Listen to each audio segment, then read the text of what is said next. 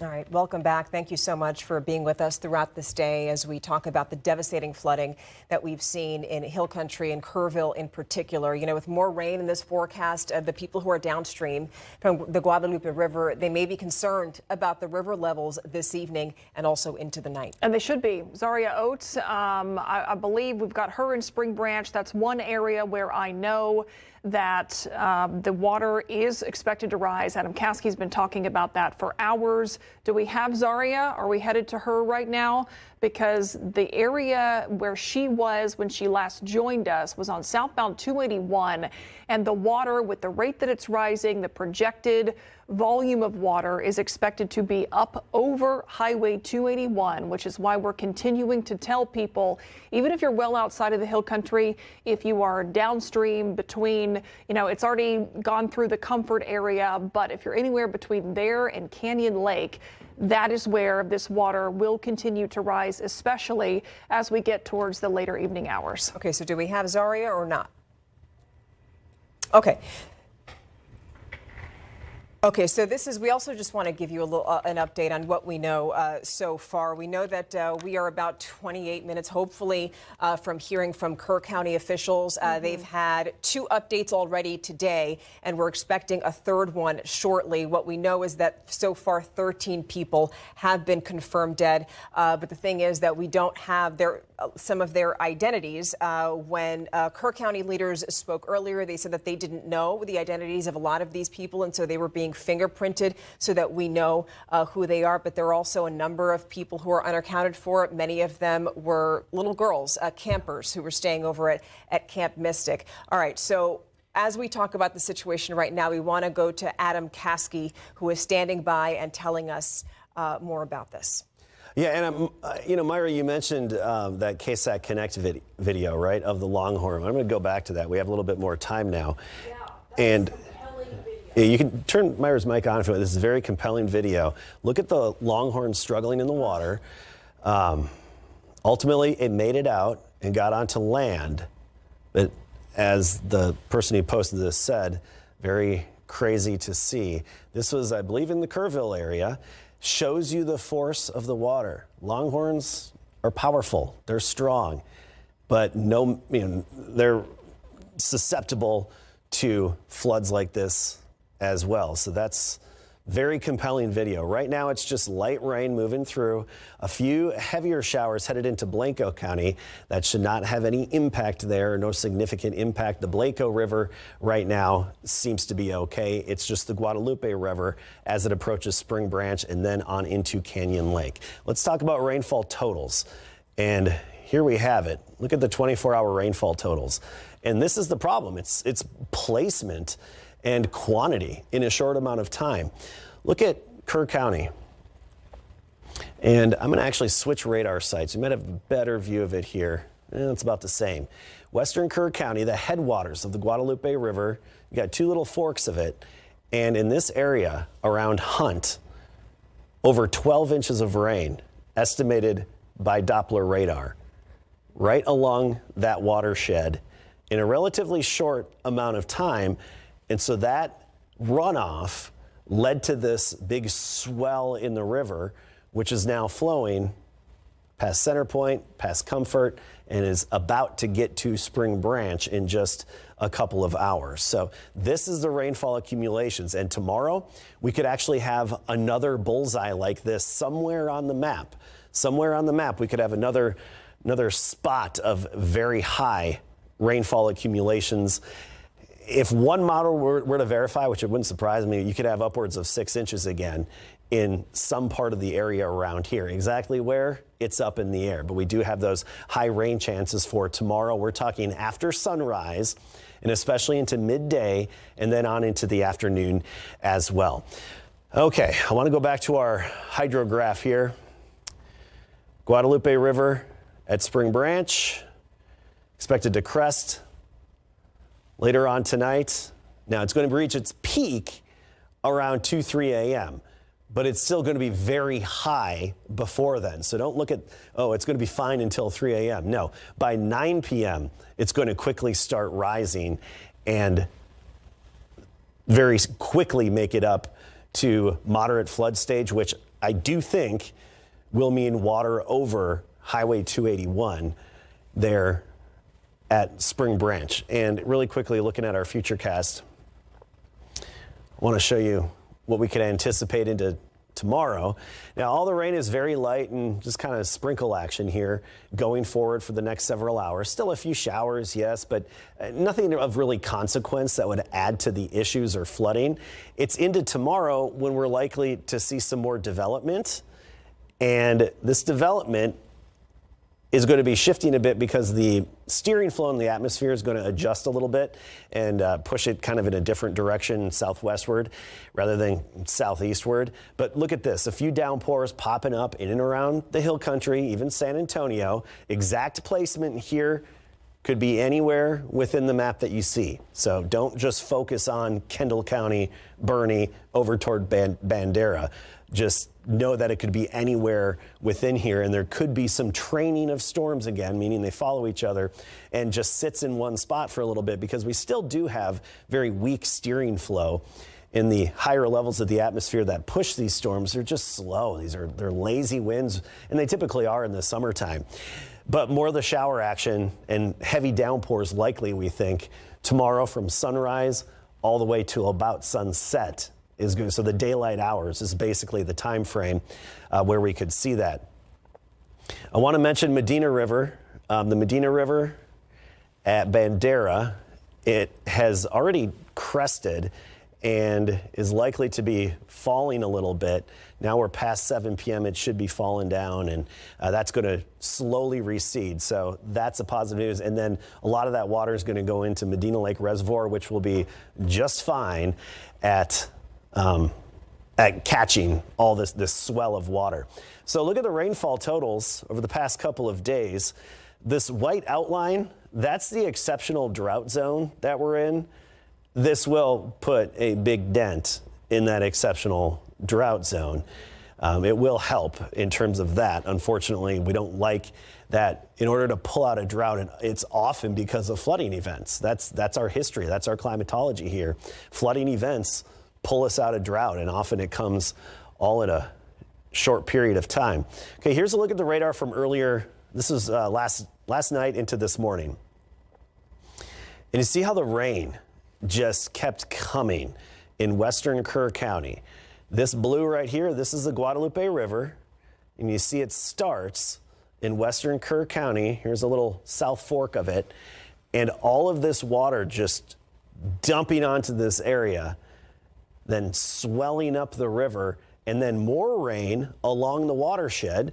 So we also have more streams that flow and drainage that goes into the Guadalupe River here, that it just makes that swell of water as it travels eastward toward Canyon Lake. So just looking at the river itself, where we saw just outside of Bergheim, the nearest, just several miles northwest of Bergheim here, Amon's Crossing, where that river level is now up to 49 feet. And that was last check. It's every 15 minutes it's updated. It could very well be over 50 feet. But the point is, earlier today at 2:30 p.m., that was at 5.5 feet. That's it. And now it's up at nearly 50 feet, the water level. That's how significant of the rise. Now that's flowing left to right on your screen, and then it goes right into Canyon Lake. So everybody near the Guadalupe here, on the banks of the Guadalupe, you need to get to higher ground, because that swell of water, it's continuing its track eastward, nothing's stopping it until it gets to Canyon Lake.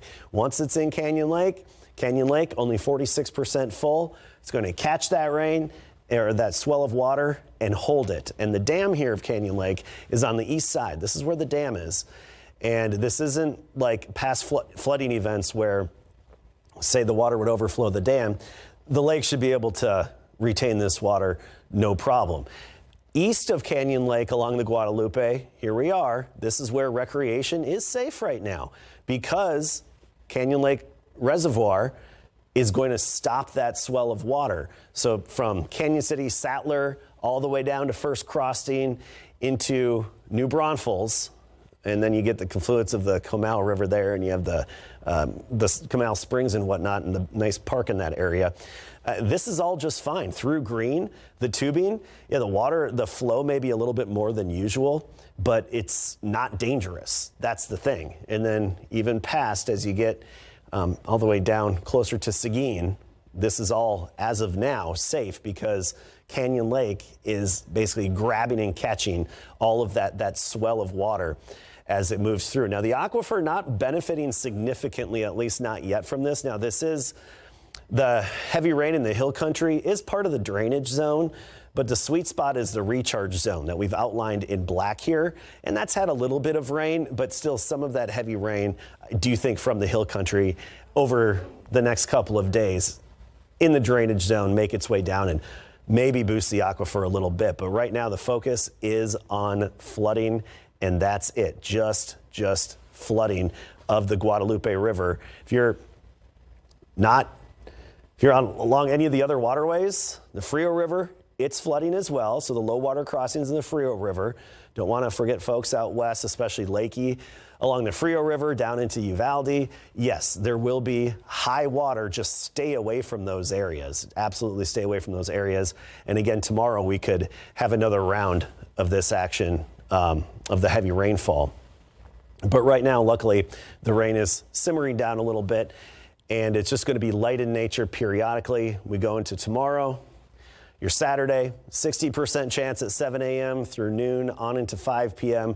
And then after sunset, the rain should taper off tomorrow and another cool day as a result. But we could see another bullseye of 6 inches or more in parts of the hill country tomorrow if these storms really flare up again, as there's some indications that they could. Then as we go into Sunday, a lot quieter. We're talking a 20% chance of stray shower, just 93 degrees and humid. And that's basically going to continue on into next week as well. We're going to have very similar conditions, just those isolated chances here and there Monday and Tuesday, and then drying out a bit into the middle part of next week. The problem right now is that we have such a saturated atmosphere. Our air is just at its point. It's basically its limit with holding moisture from the ground up through about like 30,000 feet. It's so saturated that it leads to these heavy downpours. And when it lasts a long time and is concentrated in a few spots and not moving because of the slow steering flow, then you get the effects and impacts like what we've had. Okay, so I'm going to go through some of these KSAT Connect. This is the Guadalupe. I believe this is taken from 281. Spring Branch at 1:30 or 1:30 p.m. This is okay. This is up in Kerrville. We have to let that video load.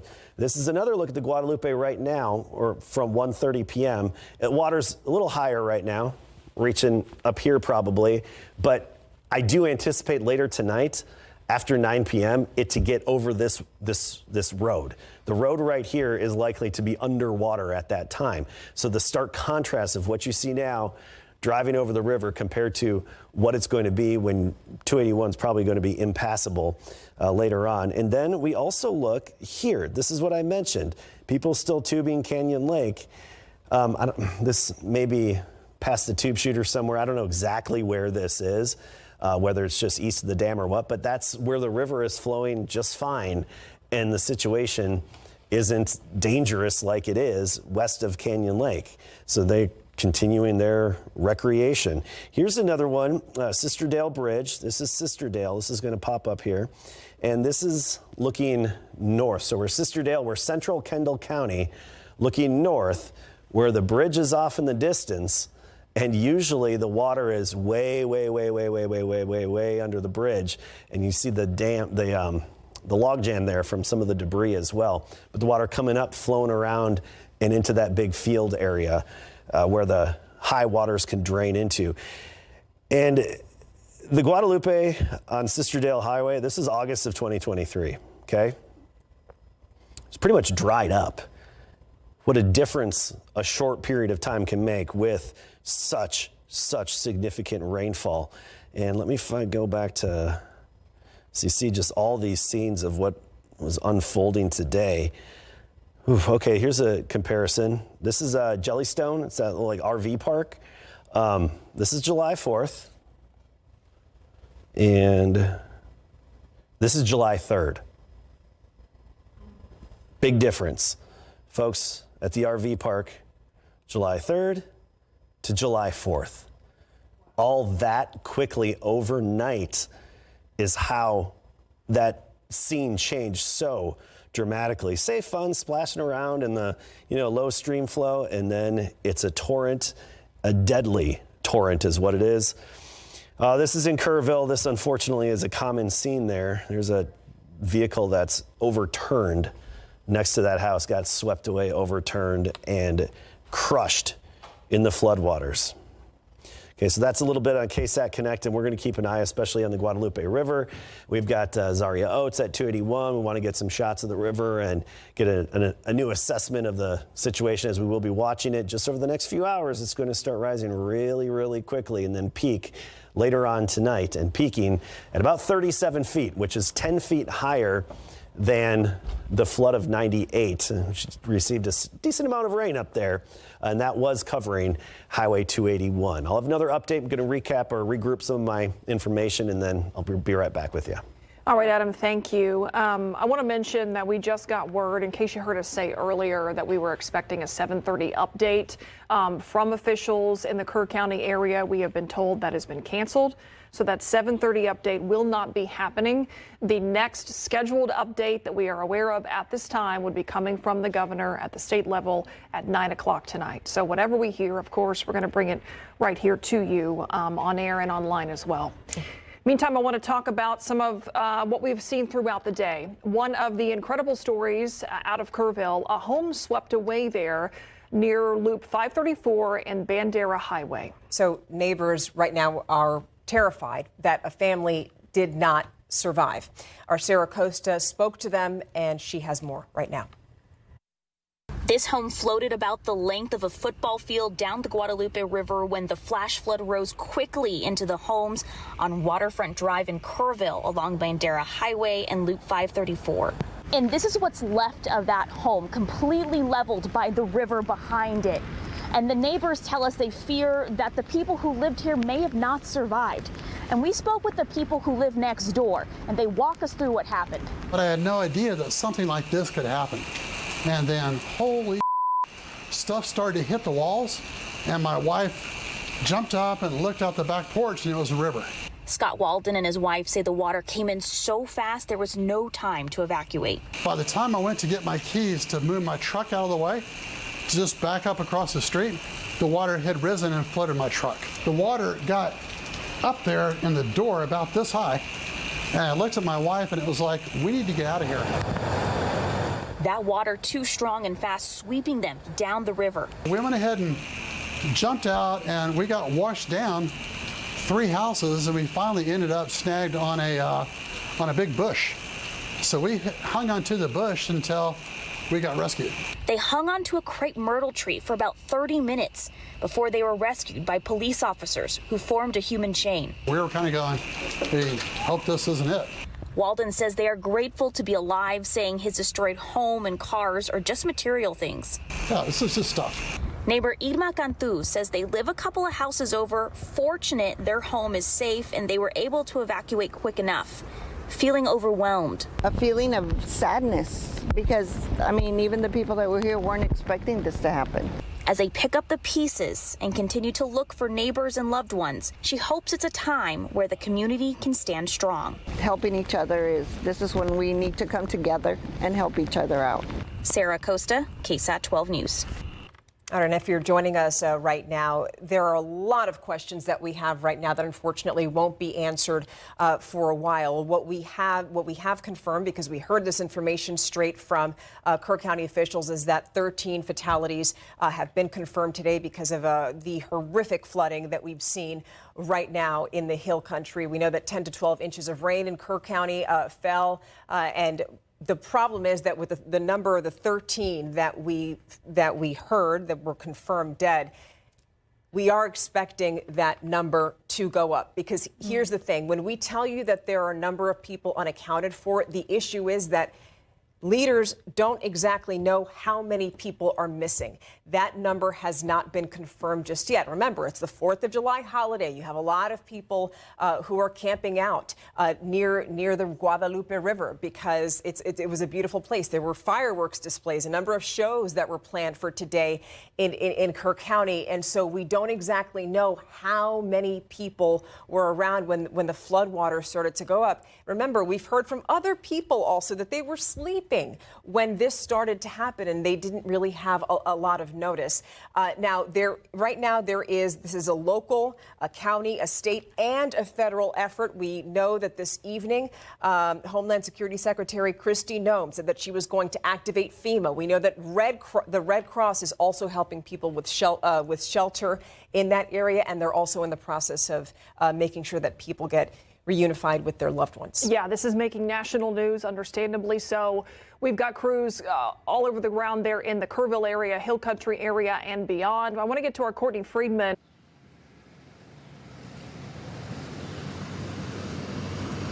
Courtney, what's the latest from where you are? Okay, yes.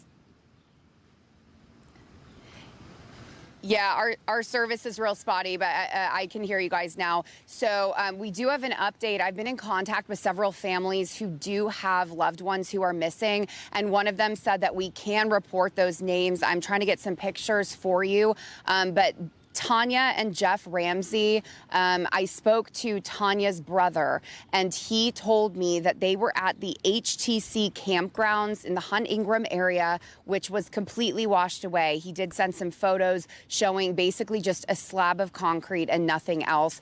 We had heard that there was a couple washed away in an Airstream. He is confirming that it was them. Their phone went dead, but I believe the phone has been turned back on, but he has not been able to get a hold of them. So they are holding out hope that they got out of that Airstream, but so many stories like this. They basically said that because Tanya and Jeff called them, they in that campground area were able to get to higher ground and get out. They basically saved their lives out there.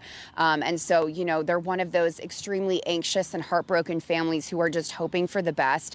And they're hoping that if anyone has seen or talked to Tanya and Jeff Ramsey, that they will alert authorities so that they can get that information back to the families. As I've said in the last couple live shots that you've heard me do, we are hearing consistent helicopters of many different kinds. We've seen military helicopters, we've seen Coast Guard helicopters, DPS.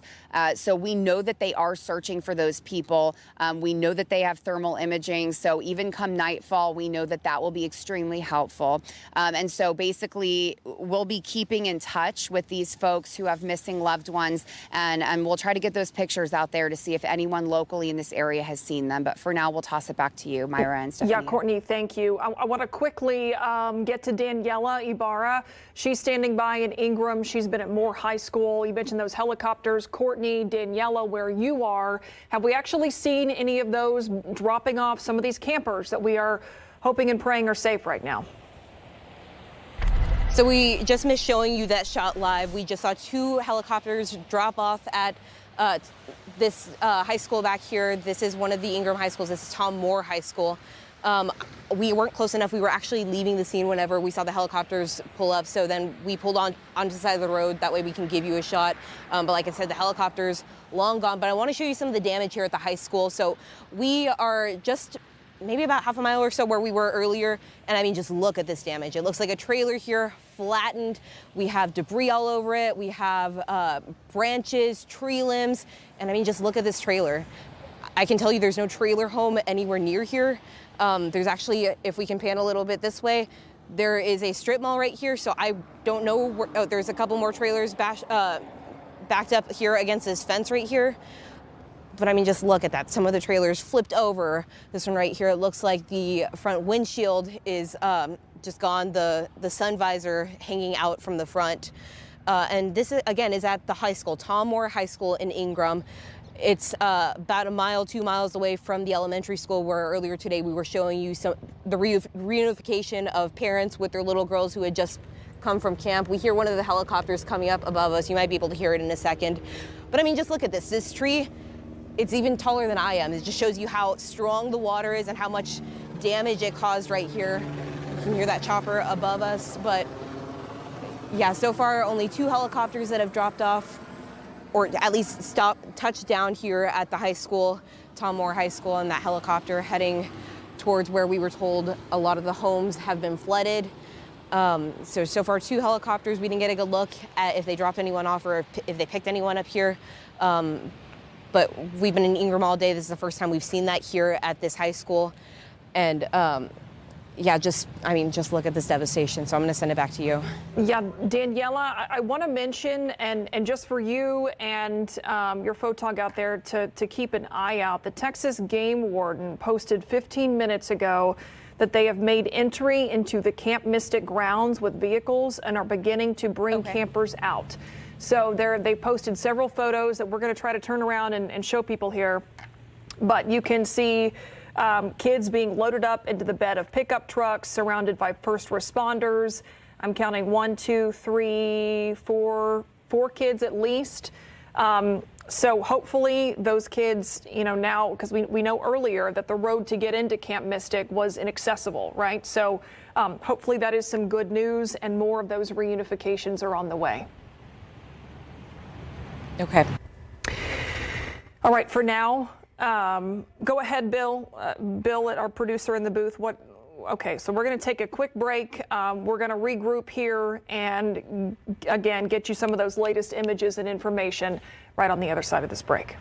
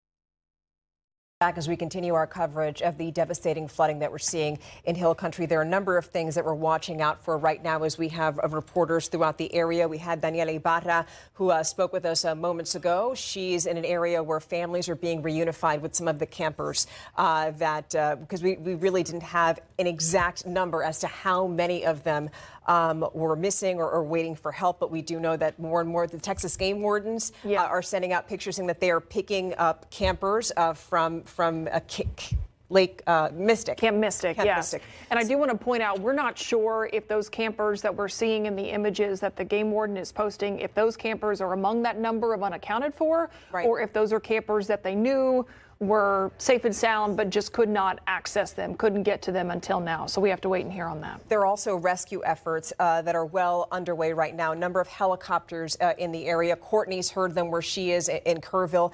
But then the other thing that we're watching for right now is that our meteorologists have been on top of this. And what they're saying is that while Kerrville, right, which is what the area that we've been talking about throughout much of the day that saw a lot of flooding, well, a lot of that flooding is going to happen downstream from the Guadalupe River. And that's why we have our Zaria Oates over in Spring Branch.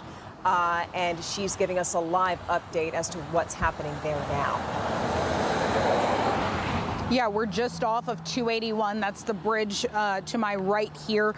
There are lots of cars still coming through, and this road is very slick. However, it hasn't been raining super hard. The big picture, though, if you look over this way, over my other shoulder, down this area is where that water level will begin to rise. You can't quite see where the water is right now. It's very low, which is why one of the big issues we are seeing are people not taking this seriously, not leaving, not evacuating with their families because they can't quite see how high that river level is yet, and it doesn't look like a threat, but it will become a threat as water starts to come downstream here. Now, again, we're in Spring Branch and we're just off of 281. We did speak with some people earlier, and they told us that they have asked people to leave the bridge that is over the Guadalupe River, but it's on Spring Branch Road. There were about 20 people that were out there earlier, residents and other people who were just overlooking the area, taking pictures, videos, kind of seeing what it looked like before we're about to see that flooding.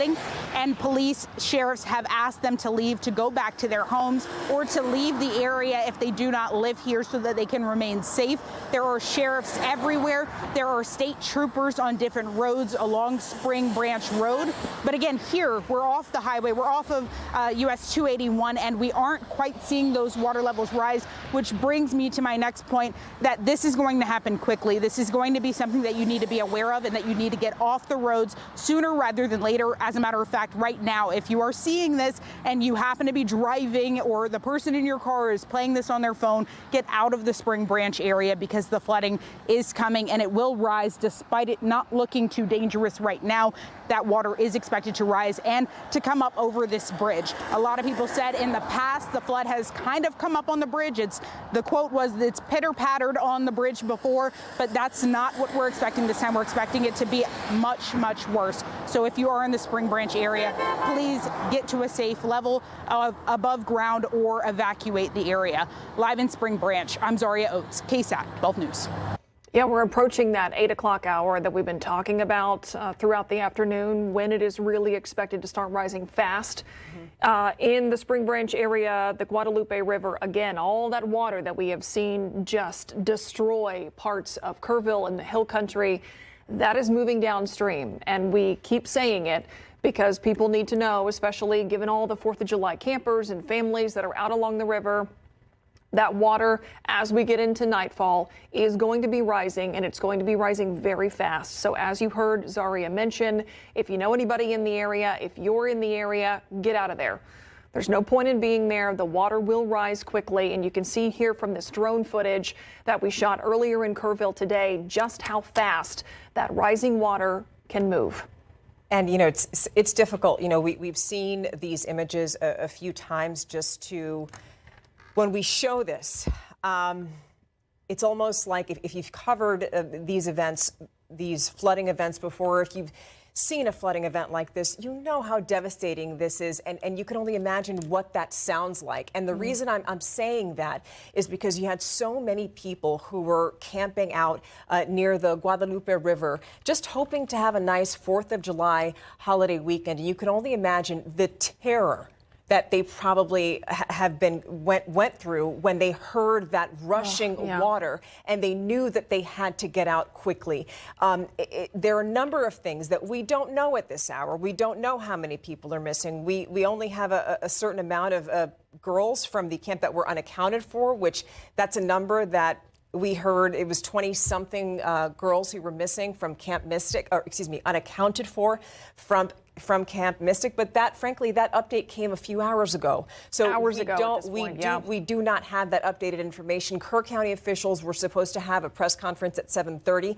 That has been canceled. The next time that we have a conference, a news conference where we get information from officials, is supposed to take place at 9 o'clock today, and that's supposed to be coming from state leaders in Austin. And we understand that information, especially when they give out numbers of fatalities, numbers of people unaccounted for. In a breaking news situation like that, we know those numbers are changing. We expect them to change. That's why we haven't been off the air here since 5 o'clock this morning, to make sure that as this information changes, we get it straight to you all who were at home watching this and asking questions about your friends, your family. The pictures I mentioned earlier about the Texas game warden talking about they finally made entry into Camp Mystic because those roads were impassable. I do want to mention again, we don't know if some of the girls that they were loading up into trucks in those images are part of that unaccounted for number, or if they knew that those people were safe. But again, our Daniela Ibarra has been where helicopters are bringing kids that hopefully will then be bused and reunified with their families. And that's just where my head and my heart has been all day today, thinking about those families that, especially as we're getting towards the end of the day, the end of daylight, waiting for answers. And so we're going to bring as much information to you as we can. The other thing I want to mention is how this has also impacted so many people, but especially those within the faith community, because when we talk about Camp Mystic, that's a private Christian camp where girls usually go over the summer for summer camp. And so today, the Archdiocese of San Antonio put out a message on their Facebook page, on their social media, and they said that they were requesting prayers for all of those affected by the historic flooding. And they're saying that they're praying for those who have died as well as those who are still missing. And as the Archdiocese mourns together, many are coming forward. And what they're also saying is that currently the Archbishop Gustavo Garcia Siguer and Bishop Michael Boulette, they are in Kerrville right now. You can imagine giving a lot of people comfort to people who are praying right now that their loved ones are okay. Yeah. As we continue to wait on word, we're talking about areas like we mentioned, Spring Branch, areas that are also being affected outside of the Hill Country. Our Katrina Weber she's been in the Bandera area, not far from the Medina River. Correct me, Katrina, have you guys moved locations? Where are you now? Oh, yes, we've moved. We're along the Guadalupe River in Center Point. And, if you have any doubt about how powerful the water is, how fast it can move, just take a look around here. This is known as Lions Park here in Center Point. This used to be a jungle gym. This is what's left of this playground equipment after water rushed in. Over here, this was a volleyball court. Just beyond that, a basketball court. It was all underwater earlier today and all just taken out by that water that came through. Check out the trees over here. It leveled all of these big, tall trees. And just beyond that, you can see exactly what I'm talking about. That water is just rushing down there. This part of the Guadalupe is known as Center Point Lake. Powerful, powerful waves going through there. A lot of water rushing through. Now, the reason we came down here was because we had hoped to talk to a gentleman who had an amazing story of rescuing a woman from the trees here. He said she had floated about 20 miles down the water here from Ingram. Her family still unaccounted for, but she made it down here. They were all in a car. She got swept up in the water. He heard her screaming from the trees and was able to get to her. Now, we cannot get to that man because of all this water here. There's water over the roads. The bridge, we understand, has been closed, so we have no way to get to the other side. They have no way to get to this side until that water subsides and these roads can reopen again. So just an amazing, as you look around, an amazing story of how this water came through very swiftly, very powerfully, and caused all of this damage. Reporting live in Center Point, Katrina Weber, KSAT 12 News. Katrina, can you stick with us a second? We're getting a lot of stories about people who have thankfully survived this. And I mean, hearing somebody floated 20 miles down the river is unbelievable. And is this the photo that we have not aired here, but a photo we have of a woman up in a tree hanging on? Is that I believe that's one, and I believe that is, yeah, I believe that's one and the same. It is an incredible story. The gentleman who I talked to on the phone, he told me that story. He says even the woman herself was amazed that she made it this far. She doesn't know how she did it. She's just thinking that it had to be divine intervention that brought her all this way. And he said she was a little bit banged up, but she was checked out by EMS and she was able to go on her way so that she can go and look and see what happened to the rest of her family. We're hearing stories about people who have floated down the river, Katrina, and I mean, the clothes have literally been ripped off of their bodies by the force of this water. Obviously bruised and beaten up, but you know, the woman, like you mentioned, thankful to be alive. Do you have any idea what she clung to? I mean, how did she hold on to something for 20 miles? Yeah, that part wasn't clear. As I said, we were not able to get to the gentleman with the story, but he said that she had no idea how she made it this far. She was able to get away from all the debris that was floating. You can imagine there are vehicles in here, big logs coming through, but somehow she was able to avoid most of that and then come through this relatively unscathed. All right, Katrina, I appreciate your reporting and sharing these stories. That is just, that's unbelievable that she floated down 20 miles. I'm glad that she is safe. I hope and pray she can find her family. I think we, in the middle of Katrina's live shot, were able to pop up some of those photos that the Texas game warden posted just a little while ago. This is what they put on Facebook, saying that over a half hour ago now, or close to it, that they had accessed Camp Mystic. They were there loading girls up, as you can see, in the back of a truck there, and hopefully on their way to reunify these girls with their families. I've gotten some questions here asking if this is Cypress Lake Camp or the Guadalupe location. I am not sure. I don't have an answer to that, but if anybody out there is seeing these pictures, knows one way or the other, let us know. We're going to try to confirm that with the Texas Game Warden's office, but that is a good question. This is another helicopter, as we have seen so many different types flying over this area in the effort to respond to this. We're going to take a break right now for a few minutes, and we'll see you with more updates on the flooding situation in Hill Country. We'll be right back.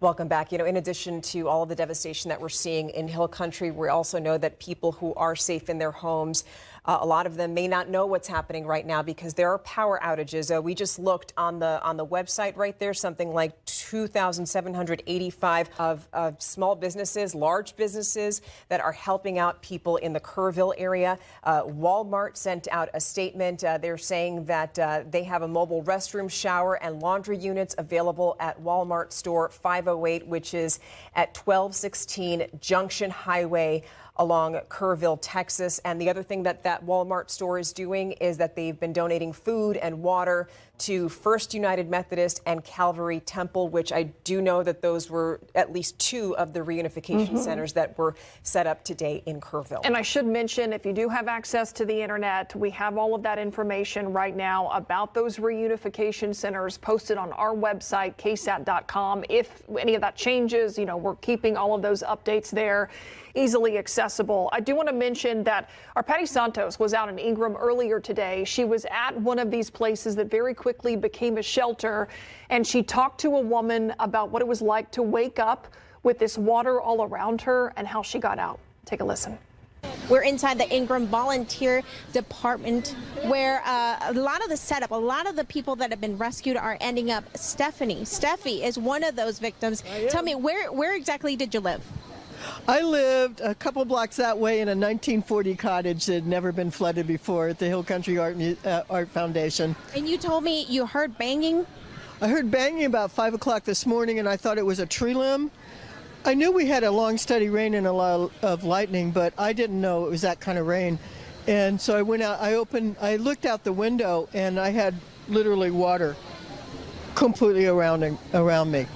And so you decided it's time to get out, right? You start trying to make an exit, and what happened? I opened my front door and looked, and my car was starting to be underwater, and my yard was in water, but I thought I could still get through it.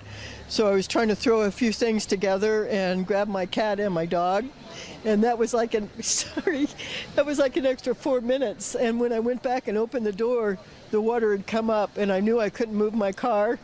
And so I set the stuff aside, and I grabbed my cat and I grabbed my dog and lost a shoe plowing through the water. My cat went off that way. I still don't know where he is. We were trying to get through to another higher ground, and my dog got caught by the water. And I got to safety, and I just had to break in the window until I could, at 7 o'clock, break into another building to call and get help. And they came and got me, and my dog, in the meanwhile, miraculously showed up, and he's alive and well. Yeah.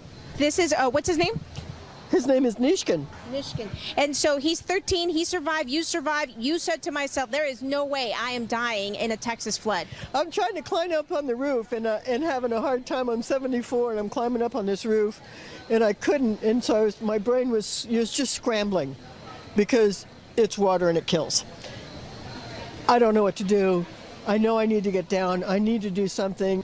I've been through a lot, and I've had lost friends. And I just wasn't. And I feel very blessed considering other lives that have been lost today. And so the fire department showed up and got you out? I broke into an office where I could access a phone when there was enough light to see to get in there. Called, and literally these guys were over there because it's right down there. Literally in less than 5 minutes, I see emergency vehicles coming in. Yeah. So. And now you're here. You're so grateful for the help that you've gotten. You made some friends. I met my buddy Melton here, who was greeting me, helped me get a dry shirt, and helped me with my dog. He got food for my dog and water. He's been here for hours. And he's just a great young man, Melton the man. Thank you so much, and I am so glad that you are okay, that you survived, and that your dog also made it, but we still have to go check out your home and see how that's looking, okay? Yeah, Mudville. All right, well, thank you so much. And thank you. Those are the kind of stories that we are hearing here in Ingram this morning and today, and we'll probably be hearing more of these stories, and you can stay with KSAT, of course, to continue to bring you that coverage. Now, while we're seeing and frankly feeling a lot of anxiety from the people in these communities as they wait to get answers. What's so heartwarming is whenever you see people coming together, like in that story right there. A moment ago, I was talking about the Walmart in the Kerrville area and how they've been setting up and giving out food to people that are in shelters right now. We also know that Red Cross is heavily involved in reunifying people, and that's why I want to bring up the number again, because this is a great resource to have. I mean, the police stations in Kerrville or the Kerr County, those aren't the ones that you want to call right now to get information. If you have a loved one that you're trying to find information about, the number to call is the Red Cross, and that is 1-800-733-2767. And I'll say that one more time, 1-800-733-2767. The Red Cross has also set up 2 shelters in Kerrville. And when they asked how long they're going to be in town, when we asked them that, they said that they're going to be there for as long as it takes. So Red Cross, once again, coming through for people when they need help. Yeah, and as we've been talking about, areas downstream from the hill country in Kerrville, those are the ones that right now we're concerned about flooding and the water rising. But in Kerrville itself, the water there is receding in the Hunt area, in the Kerrville area, also in the Comfort area as well. And I believe our Courtney Friedman is still in Kerrville. Courtney, where you are you seeing that water level go down? We are. We're seeing the water level go down, and it's actually calm in this area. But what's new for us is in the location we were earlier, we saw these 2 Bexar County rescue teams post up. Now, we've kind of followed them around a little bit to just make sure in case there is a rescue. But it looks like they are parked here and they're set up. I spoke to those crews, and what they told me was they are ready to deploy when they're given the command. So there's a command post, as there is with any natural disaster, and there are 2 Bexar County crews, a San Antonio Fire Department, that's number 7 rescue crew in red, and then it says BCFP 2 right here. So that's the rescue team in the black boat. So basically they have come from our community here to Kerrville to make sure that if any rescue operations are needed, they are here. So although the river is receding, that does not mean that rescue operations stop or change. The helicopters are still flying back and forth. And if somebody in this area needs to be rescued or something is found, it seems like these are the go-to folks. And it's good to see the organization and the fact that there are crews posted up and ready to help. And it's also nice for us at KSAT, because we are in San Antonio, to see our local teams, because we know how much help is needed right now. As you can see behind me, they are getting in the car and they are taking off right now. So if it is a rescue mission, we will kind of follow up and let you know. But it looks like they're positioning themselves in different areas of the river. They position themselves in 2 different areas that we've seen, and then they just sit and wait. So I think they're trying to get closer to where they might be the most needed. And so if we do happen to see a rescue, we will get back to you on this. But again, Bexar County and San Antonio Fire Department rescue crews with boats here on the scene at the Kerrville River, the Guadalupe River right here in Kerrville. All right, Courtney, thank you. Earlier we were hearing from first responders that the water was just too high and it was rushing too fast to even use boats to attempt these rescues. So that is a good sign as we see them stand at the ready and that water level continue to go down. But we know that there are local, county, and also state resources now being diverted to those rescues that are taking place. But, while that water recedes, right, we should get a clear idea as to also, hopefully, we should be able to get more information on the number of people who are unaccounted for. Maybe we can get more information on the rescues. We don't expect to really know anything until at least 9 o'clock. That's when the state is going to have its own press conference. But the one thing that I do want to update you on, because I'm sure that you're looking at the time right now and you're thinking, oh my God, it's 7:55.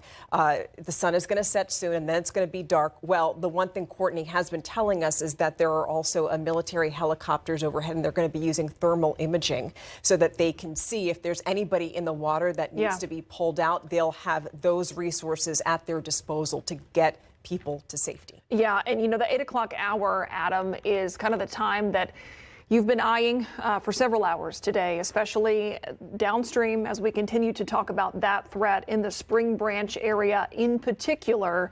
From what you're seeing, is it looking like we're on track essentially to see this water rise and fast? Yes, and it's already slowly rising. It's at that slow level where within an hour or so, it's going to start picking up very quickly. I want to take you right to the hydrograph from National Weather Service, NOAA. And this is a great system that they have with their forecasting in terms of river levels and whatnot. Look, we're right here right now, and we're at what, that's 6 o'clock. Let's go to where we are. Okay, so this is 8 p.m. expected to be 4.6 feet. And then look, let's go our 9 p.m. and then come up to 10 p.m. 9 feet, and then 11 p.m. 17 feet, midnight at 27 feet. 1 a.m., we're at 33 feet, 2 a.m., 36, and then 3 a.m. cresting at 37.2 feet. So to put that into perspective, that would be 10 feet higher than the water level was back in October of 1998 when the water was already crossing over Highway 281 at Spring Branch. So this would be even higher than that. And that's this warned area you see in the bright green within there. That's the Guadalupe River. And we're talking about the Guadalupe right here at Spring Branch. And you see a little bit of activity on Authority radar. I'll put it into motion. Some of this is light rain. Some of this is also bats exiting the caves. Here, this is bats. This is not heavy rain. The yellow and red that you see here near Garden Ridge, that's Bracken Bat Cave, and that's where the bats are emerging for the evening. So that's not heavy rainfall. This is all just very light rain falling, but it's the swell of the river that's coming to Spring Branch and then Canyon Lake. Now, Canyon Lake, you should be just fine, because Canyon Lake, like I said before, is like a big catcher's mitt, and this is a big ball of water coming down, a big swell of water coming down the river, and then Canyon Lake is going to catch it. So from the Canyon Dam all the way to New Braunfels, things should be just fine because of Canyon Lake there. The place we were talking about is Spring Branch. This is the forecast where we're expecting 9 o'clock and thereafter a very quick rapid rise. Notice it's right along Highway 281 here, connects between Bulverde up to Blanco, and there's those little gas stations where you can go right and make it to Canyon Lake. Guadalupe River is this blue waterway where the swell has already come through most of the Guadalupe River in Kendall County. Now it's headed into Comal County, and the Guadalupe River State Park right on the county line. See how it winds its way around, and rivers never just flow straight. They're winding, they go up, they down, they make these little horseshoe shapes, and so it takes some time, but the water rise is going to be very, very quick. We already have it up. It's cresting now at Amon's Crossing, which is just northwest of Bergheim. It's cresting now at almost 50 feet, and that's 45 feet higher than it was at 2:30 p.m. That's how quickly this happens. So that's happening quickly. Now, I want to talk about tomorrow, because there is the potential for another bullseye of very heavy rainfall. We're expecting after sunrise some showers and storms to develop and some downpours. And depending on how exactly that pans out, there's the potential for another bullseye somewhere on the map here, somewhere even in the hill country. We could have, I know it has it over Kendall County, but it could really be anywhere on the map here. We could have another bullseye of 6 inches or more of rain. That possibility definitely exists. The steering flow aloft, it's switching directions, but it's still a very slow steering flow. So these would be slow moving downpours. We still do have abundant available moisture in the atmosphere. From the ground all the way up, it's just like a saturated towel that's just being wrung out overhead. And that's what's leading to the flooding. So what was that, Bill? One more. Okay, we're going to go to this. Yeah, we're going to go to this. Yeah, let's go to Daniela, if you guys can hear me. Daniela Ibarra standing by where some of these families, we understand at Ingram Elementary, are continuing to be reunited. Daniela? Yeah, Myra, we just got back here about 5 minutes ago.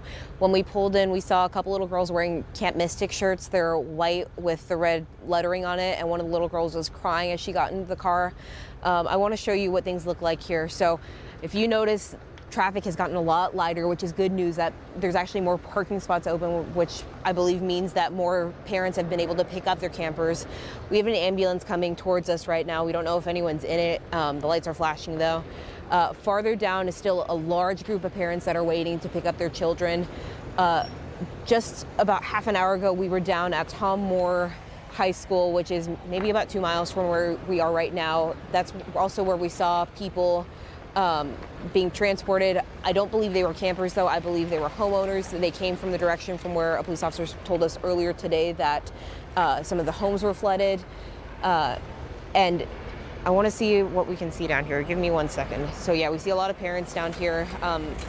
Traffic is still, like I said, lighter, but we've moved out of the way. That way we're not, blocking the way. That way parents can, get home once they get their kids. But kind of the same story that we've been seeing all afternoon, which is good, that, families are back with their little girls. Of course, Camp Mystic, an all-girls camp. And Myra, I know you mentioned earlier that the Texas game wardens posted some pictures that they were actually able to get onto the camp, which is good news, of course, but still a large group of parents here. So still a lot of campers that need to get back with their families. So I'll send it back to you guys. Yeah, Daniela, I'm curious. I know we're being kept understandably at a distance while these reunifications are happening, but have you been able to talk to anybody out there about the number of kids they've brought in, how many more they're still looking for, anything like that that kind of shows the progress? So we haven't been able to talk to any parents. We've tried to go up, but we want to be respectful. This is a tough day for them, and I'm sure for the little girls. So we haven't been able to get much information from parents since the buses have come by. I did talk to a law enforcement official. I'm not sure what agency he was with, but he said he's been here all day. He told me he's not sure how much longer he'll be here, but he expects to be here for a couple more hours. In the couple minutes that we've been here, I haven't seen a bus come by or a military vehicle, which is something that we saw earlier. So I'm not sure if there's a pause right now or how many more we're expecting. Daniela, if I could just ask you one question. Do you happen to remember when you saw all those buses go by throughout the last few hours? I'm just curious, do you remember what the buses said on the side? And the reason I'm asking is because Lieutenant Governor Dan Patrick had said that the state had sent 10 buses down to that area, and I'm just curious as to what those buses say on them. Yeah, they said Ingram ISD, the ones down here. And I do want to say I did see a Kerrville ISD bus, but I mean, we've been all over the place here in Ingram, so I'm not sure if I saw it here at the reunification center or farther down at the high school. But I did see a Kerrville ISD bus, but majority, at least from what I've seen here, that I know for sure, it has been Ingram ISD. And Daniela, I know we showed video earlier of what looked like military-style vehicles, very high-profile vehicles. Open air in the back. You were thinking maybe it was Texas National Guard. We don't have confirmation of that, but it did look like a military-style vehicle with parents, kids and adults alike on the back of these vehicles, pulling into this area to begin that reunification process. And as we're watching young girls, moms, dads, caregivers, grandparents walk out of this, I just keep thinking about the mental and physical and emotional exhaustion that these families have dealt with since before daybreak today, and those that are still awaiting word. You mentioned the traffic dwindling there. We just don't know at this point, I take it, how much longer this process is going to go on. No, but I mean, as you can imagine, like you've been saying, this is something I've been thinking about too, especially being out here for so many hours, how, the longer they wait, how much tougher it gets. I know one thing that's going to stick with me is one of the buses. We had a couple of buses go by where the little girls were waving at us, but one of the last buses, a little girl was smiling but crying, so she looked really relieved. But I mean, I can't even imagine what they've gone through over the last 12 hours, especially, being somewhere without their parents. A lot of them look very young, under 10 years old. I'm sure many of them wanted to be with their parents at that time, so I'm sure as much as the parents are anxious to see their little kids, those little girls are anxious to be back with their parents, their grandparents, their aunts or uncles. Yeah, you got to think as we watch, presumably a mom walking away from our camera there with a child holding their hand, what it means to be able to grab that hand at this time of uncertainty. So Daniela, I appreciate your reporting. I know we're going to check back in with you throughout the evening, but we also were talking with our Zaria Oates, because we've had people in all kinds of different locations. Zaria Oates kind of covering the downstream effect of all of this in Spring Branch. Zaria. Hey, yeah, this is a different vantage point that we've ever been able to get since we've been out here for hours today. A man led us into his backyard area. He's got a lot of land back here, and it backs up right to the Guadalupe River. If you could take a look over here, this is the level that it's sitting out just before those waters start to rise. This is an area that is going to flood. The water is expected to come up about 10 feet above the bridge level where we were earlier. That's that 281 bridge over here in Spring Branch. Now, the area that we're in right now is somewhere that you probably should evacuate if you live on the water, especially. This road is Whispering Water Drive. It's Whispering Water Drive in Spring Branch, Texas. Now, we haven't seen this water come up much just yet, which again leads us to the conclusion that this is going to happen pretty fast. This is going to be something that as the floodwaters start to rise, you should already be gone, but if you're not, you need to get out then. This man thankfully let us in his backyard, but he said when we pulled up, he saw our truck, our KSAT truck, and he was like, it's my time to evacuate. Now he's getting his things and leaving. He did say several of his neighbors said that they are staying in the area. So if you're one of those neighbors, this is to you. Please evacuate as soon as possible, because this water is not going to be this low for much longer. We are expecting those waters to rise. And while we don't want to scare you, we do want to keep you safe. So we will continue to monitor this area that's in Spring Branch. Again, we are off to the side. We're in a safe place. Of course, once these waters start to rise too high, we will leave this area, and we hope that you will leave with us. This is Whispering Water Drive over in the Spring Branch area, just off of 281. Live in Spring Branch, I'm Zaria Oates. Okay, thank you to you, Zaria. Yeah, please get out of the way. And to all of our reporters, we just want to thank everybody for trying to keep us as informed as possible today, because, it is pretty tricky. Not only has internet service been down in a lot of areas, officials we had Kerr County was supposed to have an update at 7:30. That has been canceled, so we have to wait another hour to get an update from state leaders, and that should happen from Austin. But now we want to show you some images that we have of a woman being airlifted in the Kerrville area earlier today. My producer told me that we would have that video ready if we can go to that right now. Okay, there you have it. A viewer sent us this video. We don't know exactly at what time this video was taken, but obviously not this afternoon, probably before that, because you see that it's raining. Yeah, the heavily. rain's still coming down. Yeah, the rain's coming down pretty hard, and you see a woman right there. You see her. Oh. She was rescued, being pulled up into the helicopter, and obviously we don't have a closer look at the helicopter right now, so we don't know exactly where, if that's a military helicopter or anything like that. But regardless, you can be sure that that woman was relieved that they came together. Yeah. But you could see that they pulled her right now from that tree that was right there uprooted in that area. And we are hoping that we hear more stories like that throughout the day, because it is just difficult when you hear all the stories from all the people who are waiting to be rescued right now. And obviously our hearts and minds are with the girls from Camp Mystic, because we haven't had a lot of numbers today or a lot of information. We know that at last check, 13 people were confirmed dead, but there's a difference between people being unaccounted for and missing. When an official tells you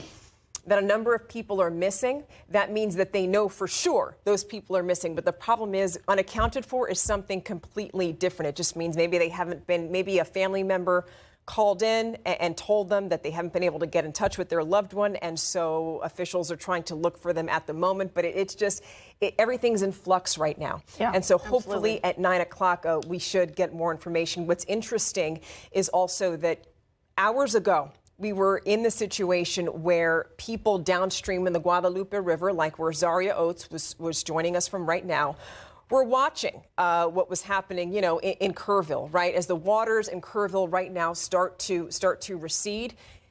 We're hoping that we should have more information on rescues and people who have been found. But now the danger is going to be happening downstream. So we're not out of the woods just yet. Yeah, we hope that all this information that we're bringing to people is hopefully getting the word out about that continued threat. We're going to take a quick break and we will continue our wall-to-wall coverage right after this.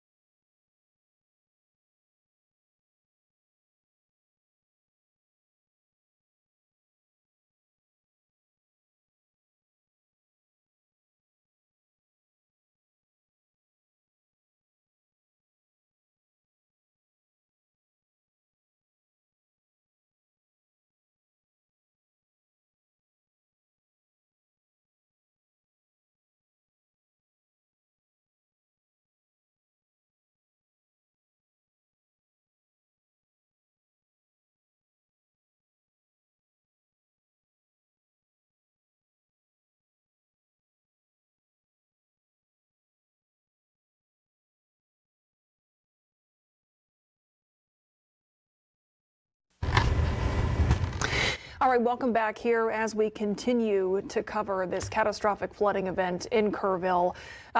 We're about 45 minutes away from the next scheduled briefing, this one happening at the state level. We're expecting to hear from Governor Greg Abbott about 9 o'clock tonight. It was roughly 3:30 when we last heard from either local or state officials. So, of course, if that happens at that time, we'll bring it to you whenever it does happen. But throughout the day, we've obviously had crews spread out across the Kerrville area, Ingram, Comfort area, Spring Branch, you name it, covering this. And we're just bringing you here some of the most impactful images of just the power of this water and this flood throughout the hill country. No matter how many different images we show you, they're just all powerful, because if you were in the middle of this, if you were nearby when this was happening, I can't imagine what that sounded like. And And you know that when you see those waters rising, I mean, you're just trying to rush off to safety. Obviously, as we show you those images, you saw a moment ago cars rushing past those bridges there. But you have to think that throughout the day, we have been on talking to you since 5 a.m. I have to wonder how exhausted people are, especially those who right now have been waiting for hours and hours to be rescued. Obviously, we don't have those numbers just yet. We do know that the last time we heard from state leaders, there were something like 400 to 500 first responders there at the scene, but they were really focused on Kerrville at that time. I don't know if they are adding more first responders to help people, to pull people from the water. But we know that a lot of the damage is just widespread. In fact, I'm seeing a picture here that Katrina Weber sent to our newsroom, and hopefully we'll have that picture to show you momentarily, because she's in Center Point right now. And what she was saying is that the fire station there in Center Point, that got flooded out. While those people, while the firefighters were rescuing people and they were receiving phone calls, their own firehouse got flooded out, and they lost almost everything but their trucks. So this is just, the kind of thing where you think the first responders also have their own situations right now. And there have been a number of things that have made rescues so difficult today. We talked about there have also been water main breaks in the Kerrville area, which adds another layer of difficulty. The last time I checked, 2,700 homes and businesses in the Kerrville area have lost power. So there's also that people have to contend with. Yeah. We know that we heard earlier 400 to 500 first responders there on the ground, some of which were teams physically in the water, teams swimming to try to make these rescues, to try to keep people safe. A lot of people who are first responders from our area right here in San Antonio. And, of course, we're here in San Antonio. We've talked a little bit about the impact to us locally. Thank goodness it's been absolutely minimal. It's just been some rain. But a lot of folks, first responders here, just self-deployed, meaning that they just took it upon themselves to go to Kerrville. We got reports from crews as far as East Texas, like the Longview area, headed that way as well. So I know that we have a different element. Okay, Bill, our producer in our control room, is telling us that Katrina Weber, who you just mentioned, talking about the in Center Point, talking about how the fire station there was damaged. Do we have Katrina? And Katrina, where are you now? Go ahead. Okay, yeah, we're in Center Point, and this is the Center Point Volunteer Fire Department, which a lot of these firefighters were out doing what they do. They were being first responders in the thick of all this flood, and they come back to find out that their fire station wasn't spared from all of that floodwaters. They said they had about 8 feet of water inside this building, just as much mud coming through as well. So they're trying to clean up everything so that they can be ready to go again if a fire breaks out or if there's another emergency. Now, the sad thing is, while their fire trucks were okay, they were all out of the building, all of their other gear was inside. That includes some of their bunker gear, the clothes that they wear when they fight fires. All of that washed away, along with a lot of other equipment, computers. They have also storage lockers and things like that, all just washed away right out of the building. They came back to just a building full of mud and water. And so they're trying to get things together again. They're first responders, so they have to be ready to go at the drop of a hat. And that's what they're trying to do now, put together things as much as they can. They were actually getting ready for their main event of the year, which is a big fundraiser. That was scheduled for next week. They had a lot of things they were going to raffle off. They had food that they were going to use. It's a big thing in this town. And all of that went right out the door, along with everything else, as that water came rushing through. So again, if you have any doubts about how powerful the water is, it took everything clear out of this building and also did some damage throughout the city, as we showed you earlier. But they are just trying to get things back together again, as I mentioned. trying to clean up. This just shows that nature is an equal opportunity disaster causer, I guess you'd say, because even these first responders were not spared from all the damage. We're live in Center Point. Katrina Weber, KSAT 12 News. Yeah, Katrina, thanks for that. You know, just to your point, Stephanie, earlier, these first responders out doing what they do, that we're all thankful for, and then dealing with, you know, their own equipment and things being damaged. And that's where really the influx of resources far outside the area, resources from the state, will hopefully come in very handy to help out with the effort that I am sure will be in the days and the weeks from now as well. And just a few hours ago, we did get a note that was Homeland Security Secretary Kristi Noem. And that was an important thing for us to see, because up until that point, all we heard was that it was a local, county, and state efforts involved in the rescue. But what this is telling us is now that there are federal resources that are coming into the area. And Secretary Noem was saying that FEMA is being sent into the area of Kerrville right now. So yeah, there's that. Yeah. Okay, we want to get a check-in with Adam Caskey. Been over in our weather center for hours. Adam, you know, looking at the radar here right now, is there any more rain coming our way, especially to the areas hardest hit? I do think so as we get into tomorrow. Tomorrow after sunrise, basically during the daylight hours tomorrow, I think is the primary time where we could see some heavy downpours, even in parts of the hill country, particularly some heavy. Are we going back to the anchors right now? We can go back? Oh, okay. I thought I was told to go back to them.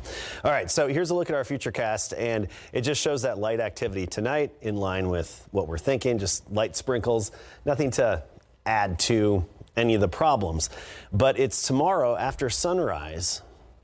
We've got this little axis overhead, a little trough axis that could kickstart more downpours tomorrow from roughly sunrise all the way through sunset.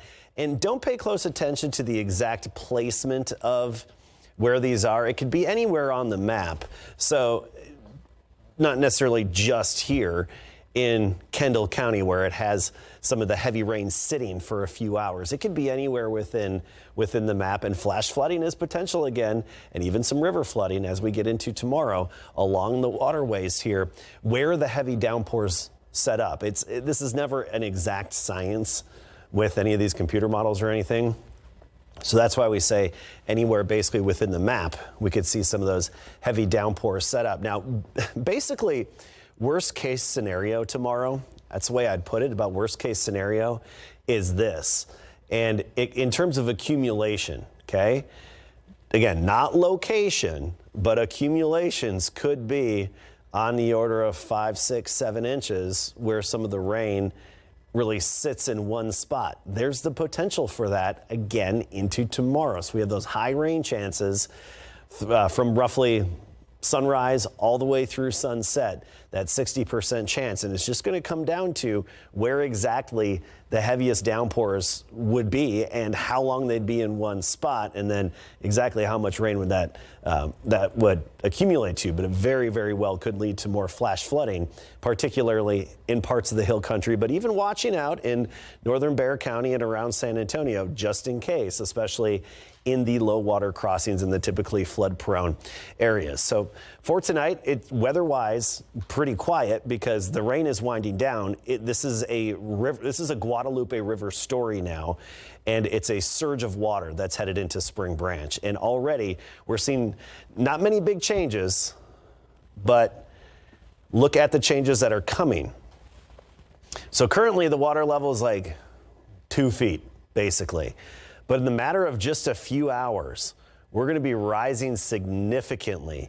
And we're going to see that rise up by 11 p.m. to about 17 feet. And then we get to midnight and it's up to 27 feet.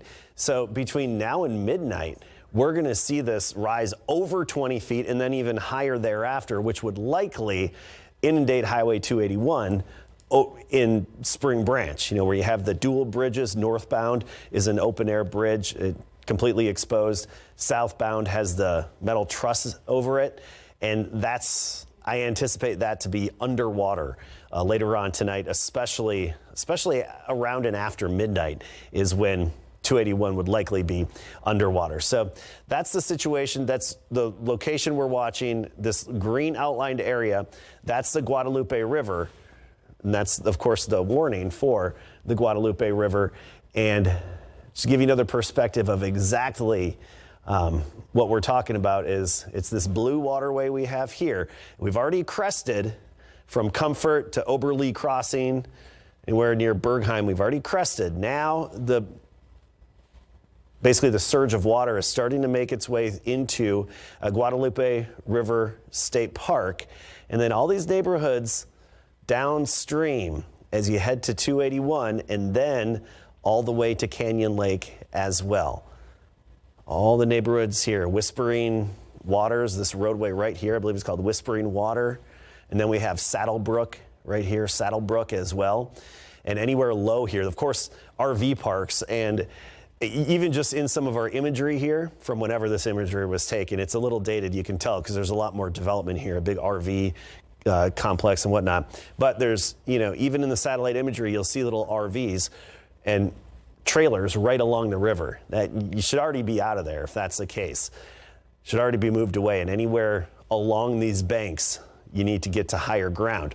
And that goes for everybody basically east all the way to Canyon Lake. You see how the river kind of snakes its way over the land east of Highway 281 into Canyon Lake, and then Canyon Lake going to catch that swell of water. And keep in mind, a lot of debris too. There's debris coming down the river, and that can actually be a concern at the Highway 281 bridge because of the big truss, the big metal trusses on the southbound lanes.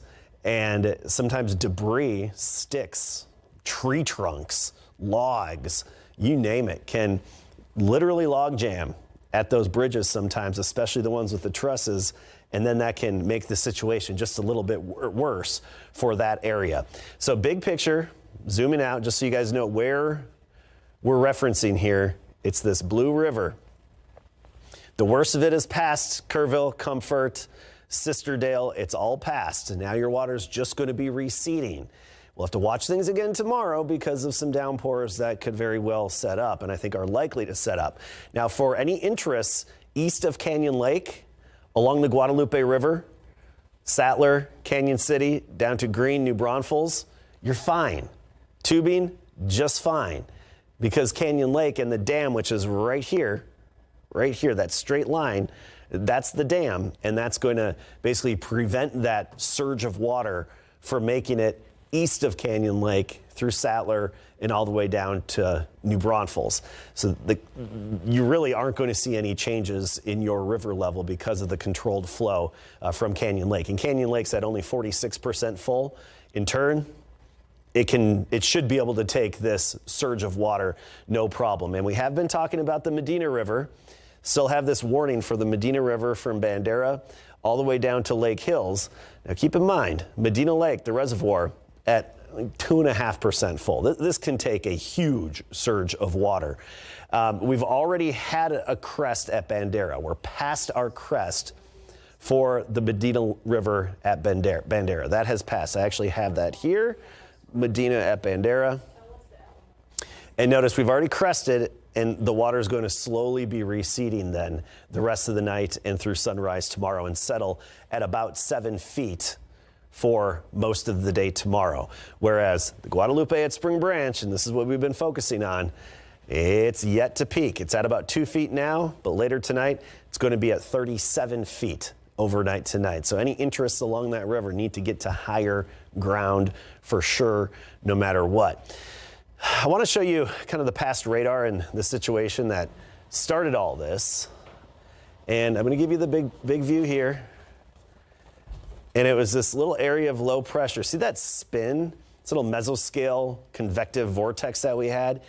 It's basically an organized system, and these are often nocturnal as well, that then organized in this spin right here. And that spin and that low really helps to keep maintaining the rain and that lift in the atmosphere to turn our saturated air, our tropical air, into downpours. And we don't have strong steering flow in the air either. So the steering flow today was basically northwest to southeast. Tomorrow, the steering flow is going to change, and I want to draw that, so I'm going to go back to our radar product. So today, so far, the steering flow to push the rain has been slowly kind of northwest to southeast. That's going to shift a little bit tomorrow, and we're going to see a push from basically north to south. So those showers will be moving in a little different direction. So you'll want to watch what's north of your area, where you're located or where you even have interests, and then monitor that slow movement southward. But again, the key is a very slow movement southward. I want to look at power outages. And let me just go to now. Okay, power outages in these counties. And, you know, these, even Gillespie County has some outages. Blanco County has some outages. The Blanco River right now is fine. We're not concerned about the Blanco River. Years past, we think back to Wimberley. That was a different situation. This is the Blanco River is okay in this case. So about 700 customers without power in Blanco County. Kerr County, still about 2,500 customers without power. Gillespie County, about 100 customers without power from the storm systems that have moved through. Now, the actual rainfall amounts, this is what's staggering. And this is just from the local radar closer to between San Antonio and Austin, the new Braunfels radar site. And this is radar estimated, and it's very accurate. And now that we have dual polarized radar, this isn't your old WSR 88D, right? This is newer, upgraded, next generation radar upgraded over the past several years, where the radar beam, it goes off into the distance. It's got a vertical beam and a horizontal beam. So you basically get a cross section of the hydrometeors. So you get a cross section like that, and you get a much more accurate sample of what is falling and where, and then as well, how much is falling. So that has changed quite a bit, and it even helps us detect debris in the case of like tornadoes. You can actually detect certain things in the air better than we used to be able to, especially within storms. But I'm just telling you the changes in the radar that have helped significantly over the years. And let's go to Hunt and Ingram.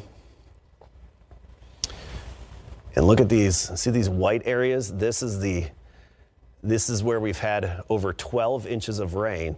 And right here, that little windy road along 39, I mean, it's basically the headwaters of the Guadalupe River. And they get a convergence right here, roughly in Ingram, and then eastward into Kerrville. But all of this rain is what rushed into that watershed. Over 12, almost 13 inches of rain. And then that swell of water, which continued to get bigger because of rain along the watershed. Keep in mind, all these areas here, the water flows, any rain within here, the water flows right into the Guadalupe River, flows into the Guadalupe River, and then that then goes downstream. And even though we didn't have as high of rainfall amounts, say in Comal County, I mean, look at Spring Branch. Rainfall amount over the past 24 hours, 2.2 inches. That's nothing compared to locations upstream. But the Guadalupe is rising quickly and will be at moderate flood stage at least here later on tonight as that surge of water moves in. So that's the latest with what we have weather-wise. Again, I do anticipate a few more downpours to pop up tomorrow during the daylight hours, so we'll be around and checking in, and hopefully it's not as strong, but there is the potential that we could have some more flooding issues in some areas tomorrow. Exactly where is impossible to tell, but we do have the 60% chance of the showers and storms during the daylight hours tomorrow. Basically 7 a.m. through about 7 p.m. I think is the main time frame where we could get some of the heavy downpours and then some of them following each other, the training, which would then create localized amounts potentially over 5-6 inches if that were to verify, and then we'd get them following each other because they'll be slow movers again tomorrow. And then things calm down again Sunday and on into next week. I'll have another update for you in just a bit. Back to you guys. All right, Adam, thank you for that. Yeah, thank you. I want to get you now an interview that we did with a man earlier today. Our Courtney Friedman did this interview with a man in Ingram We believe him to still be trapped in his home, one of several people located in an area where they cannot get in or out. Here is what this person is dealing with. Here's part of their conversation. All right, do we have that element at this point? All right, for some reason, we're having trouble calling that up, but we do know that, this guy is someone who is, again, trapped in his home, dealing with health issues, medications, concerns, worries about what happens next. And you know that is one of several people who are dealing with that. Okay, I think now we have that. Let's take a listen if we can. So, Bill, tell me what you saw this morning and overnight. Did you start hearing it overnight? Oh, overnight it was rattling the entire house, the windows. The thunder was just like sledgehammers hitting the roof. It was unreal. It was rocking us out of bed, and the rain was just relentless. And I, personally thought, oh, it's probably flood. The river's going to come up a little bit. I had no idea what I was going to see. Yeah. So that's pretty scary. And when it was light enough to see, and the rain let up enough for us to get out, we, walked down the driveway a little bit, and I could see right over the roof of my cousin's house, which is at the base of the hill. And all I saw was water, moving at just unbelievable speed. Yeah. Floating trees, kayaks, all kinds of stuff going down the river. Oh my gosh. It's just a horrifying scene.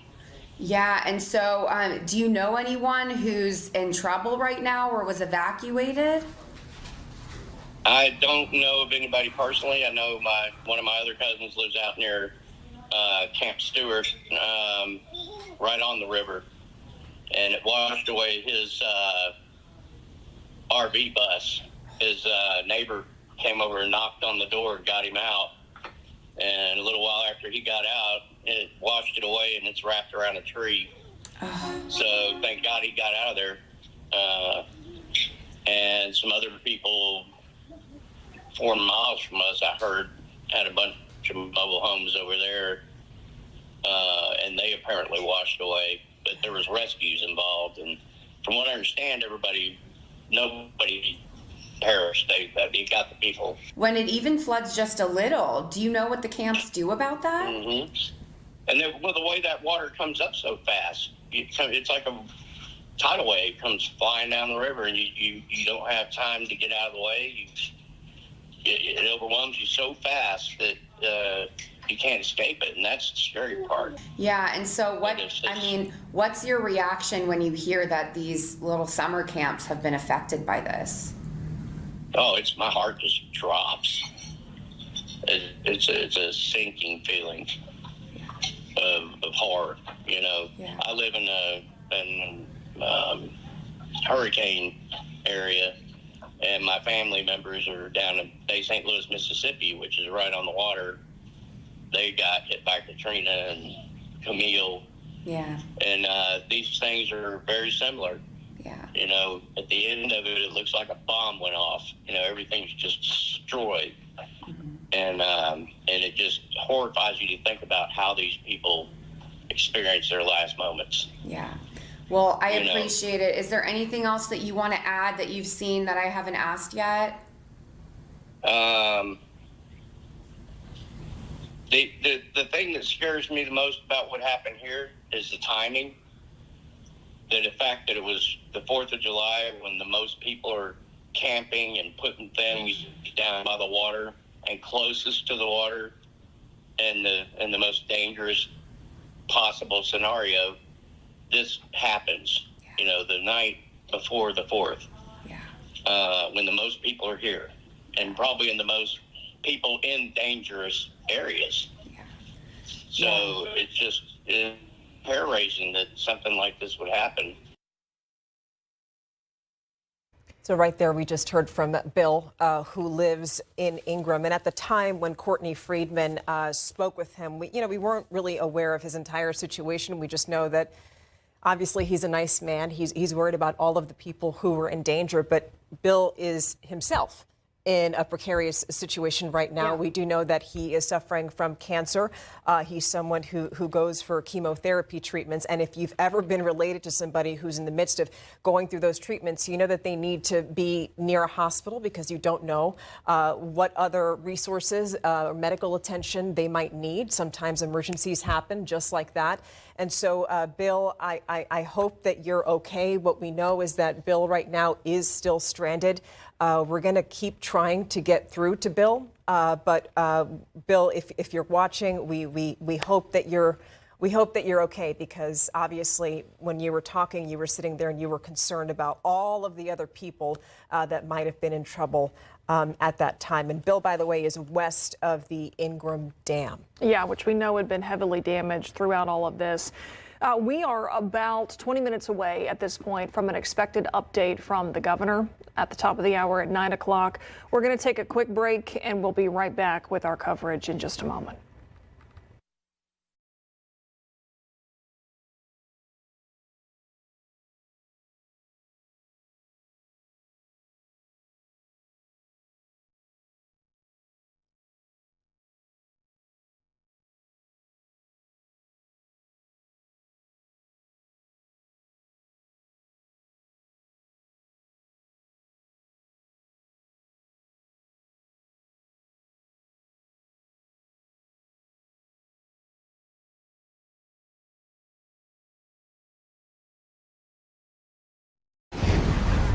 KSAT Plus, where you can stream live newscasts, catch the latest weather updates, and get the latest on San Antonio sports right from your TV or phone. So you can download the free KSAT Plus app today and never miss a moment of San Antonio's top stories and live events. Have a great day.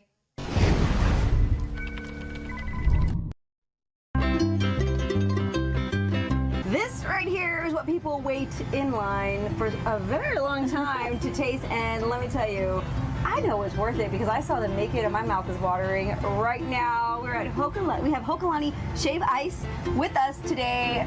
Park Tech KSAT. I got Joy, I've got Lloyd here, and we are going to make some of the customer favorites today. What am I looking at right here, Joy? So this is our Senior Colada, basically a pina colada.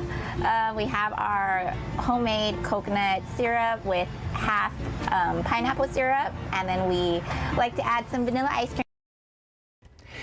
Welcome back here. Obviously, news of what has happened in the Texas Hill Country today has now spread across the country. It's making national headlines, and it's also getting some federal resources, which, you know, resources from anywhere seem to be greatly needed at this point. We know we've got some reactions, some statements from various people at the federal level, including Homeland Security Secretary Kristi Noem, saying, I've been working throughout the day with Kerr County leaders, state emergency management, and Governor Greg Abbott to get every resource possible to those affected by the flooding. I've activated federal resources to help those affected and bring Americans in crisis to safety. Pray for Texas. Okay, so while we have that, we also have this statement from Ted Cruz. He put it out on X. He said, please pray right now for everyone in the Hill Country, especially Camp Mystic. Camp Mystic is that private Christian camp where a number of girls were going for summer camp. Now, he said, today I've spoken with Governor Abbott, Lieutenant Governor Patrick, the head of TDEM, and President Trump. Multiple helicopters are performing search and rescue. President Trump has committed anything or is committed to anything that Texas needs. So a lot of different reactions and statements coming in, including tips, safety tips from TxDOT. Right now, I know turnaround, don't drown may seem, you know, just kind of like tongue in cheek to say, but it is not, because this is a situation, as we keep mentioning, that we are watching this water, watching the levels rise dramatically in areas downstream. Do not drive through high water, especially as the sun is setting. You don't know how deep it is when the sun is out, but especially when there is no light around. Don't drive through water-covered roadways, obey traffic signals and barricades. Do not drive around barricades if you see them. Monitor local media, drivetexas.org, they're saying, for current road conditions there as well. Okay, now we're going to go to our next one. So this is a statement from the city of Kerrville. That is really where we've concentrated a bulk of our efforts today, because that area has seen so much devastation. Now, it says here, this is something that was put out Well, I don't know exactly what time this was posted, but this came from Facebook. It says our KPD team, along with our friends from the Kerrville Fire Department, Kerr County Sheriff's Office, and many other agencies are still actively conducting search and rescue operations. We will continue until all of our citizens are accounted for. This is a devastating event for our community, but we are strong together. We're humbled by the outpouring of support and assistance that we've received and continue to receive. For now, we ask you to please stay off the streets as much as possible, and we will provide updates as we are able. Our thoughts are with all who have been impacted by this tragic event in our community. That's coming from the police department in Kerrville. And I believe that we also had word, because utilities are greatly affected right now. We got a lot of power outages, water main breaks as well. So the city of Kerrville asking people to conserve water because of the damage that this flood has caused to the infrastructure there. Also just making a note that the library will be closed tomorrow. A lot of places probably shut down, dealing with the aftermath of all of this. We want to get over to Adam Caskey, standing by at the weather wall, to give us the very latest on this system and especially those water levels downstream, Adam. All right, yes, we're going to get to that. We even have a live shot of the Guadalupe River near Spring Branch. Now, Shelby, if you don't mind, we can look through some of these, but there's one in particular, if you could go farther up, we're looking at this one right here. Let's pop that one full screen from El Pres. It says about 5 miles outside of Bernie, Faro. So this is basically northeast of Bernie. And this is that crossing that we've been talking about that had that 44, almost 45 foot rise just in a matter of, 4 or 5 hours, right? This is FM 474. And to give you an idea of what we're looking at here. So this is the Guadalupe River, but also you look at the hydrograph here. Look at this. This is the water level, which did crest at just about 50 feet, and now it's slowly starting to recede. But this is the actual data from that spot. So that's the data, and as I switch this over to the Guadalupe River to show you the location. Shelby, if you don't mind calling up the hydrograph for Spring Branch, right? So that is basically right here at Amon's Crossing, I believe, where there's river access. And this should be 474 that we're referencing right along here. So to give you reference, that's where that photo came from. It was not up over that bridge, which is a good thing, but it sure was high, and there was a lot of debris getting stuck along the bridge. Now that swell has moved downstream, and here's Bernie. There's that reference. Bernie right here, and it's about 7 miles as the crow flies up to where that photo was taken. And that was just a trickle. The water went from 5 feet to 50 feet in the matter of just a couple of hours. And we're going to see another significant climb at Spring Branch. And at Spring Branch, that's where we anticipate the moderate flooding. I'm going to get rid of this off the screen here. This is the moderate flood stage. But keep in mind, even in the minor flood stage, the water could get up over Highway 281. That has happened before, where the crest was 10 feet lower than what we're expecting right now. So the Guadalupe River at Spring Branch, still very benign, just trickling along, not much to it. But you see how steep this curve is. That's how quickly it's going to change. 10 o'clock, we're at about 9 feet. Okay, still not significant, but look how quickly that changes. At 11 o'clock, it rises about another 8 feet, right? And then we get to midnight, and it's already up to 27 feet. So we're going from about 2 feet right now at almost 9 o'clock, 10 minutes to 9, to 27 feet by midnight. So that's going to be about 3 hours from now. We're going to see that jump of like 26 feet is how high the river is going to jump at Spring Branch. And then it keeps going up until it's expected to crest.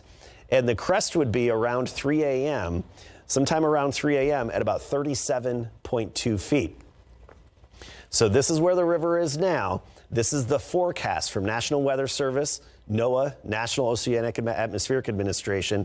And notice how after it crests, it levels off a little bit, and then doesn't really start to decline past or below flood stage until we get to tomorrow afternoon. And tomorrow afternoon, there you go. See, past this is flood stage right here, by the way. This line, that's the action stage. And then this is the minor flooding. So it'd be action stage or below by tomorrow afternoon. But these do change, especially with changing conditions outside and how our forecast is changing a little bit as well as we get new information and the likelihood of more downpours to set up somewhere in the area, Hill Country to San Antonio, somewhere tomorrow during the daylight hours and especially into the afternoon. So that's the hydrograph here for the Guadalupe River. And I want to take a shot. We have a live shot of the Guadalupe River. It's just, it looks like a nice evening. The flow is a little bit more than usual. And if we can widen out a little bit, or move around, get some perspective. You got the trees there on the banks. Now the water's going to come up very high, very quickly, just over the next couple of hours.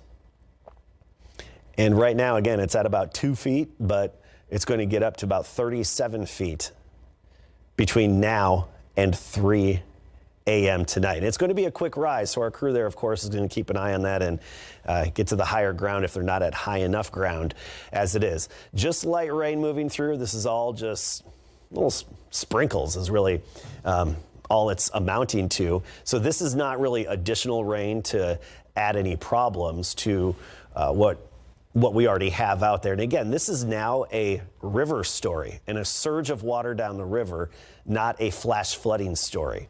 That's not the problem now. It's the river flooding along the Guadalupe. I mean, you think of our river flooding situations, go back to 2015, late April of 2015, or actually throughout, there's a few different times, but 2015, I believe it was in Wimberley, right? When they had the Blanco River. The Blanco River is fine in this case. There's no issues along the Blanco River.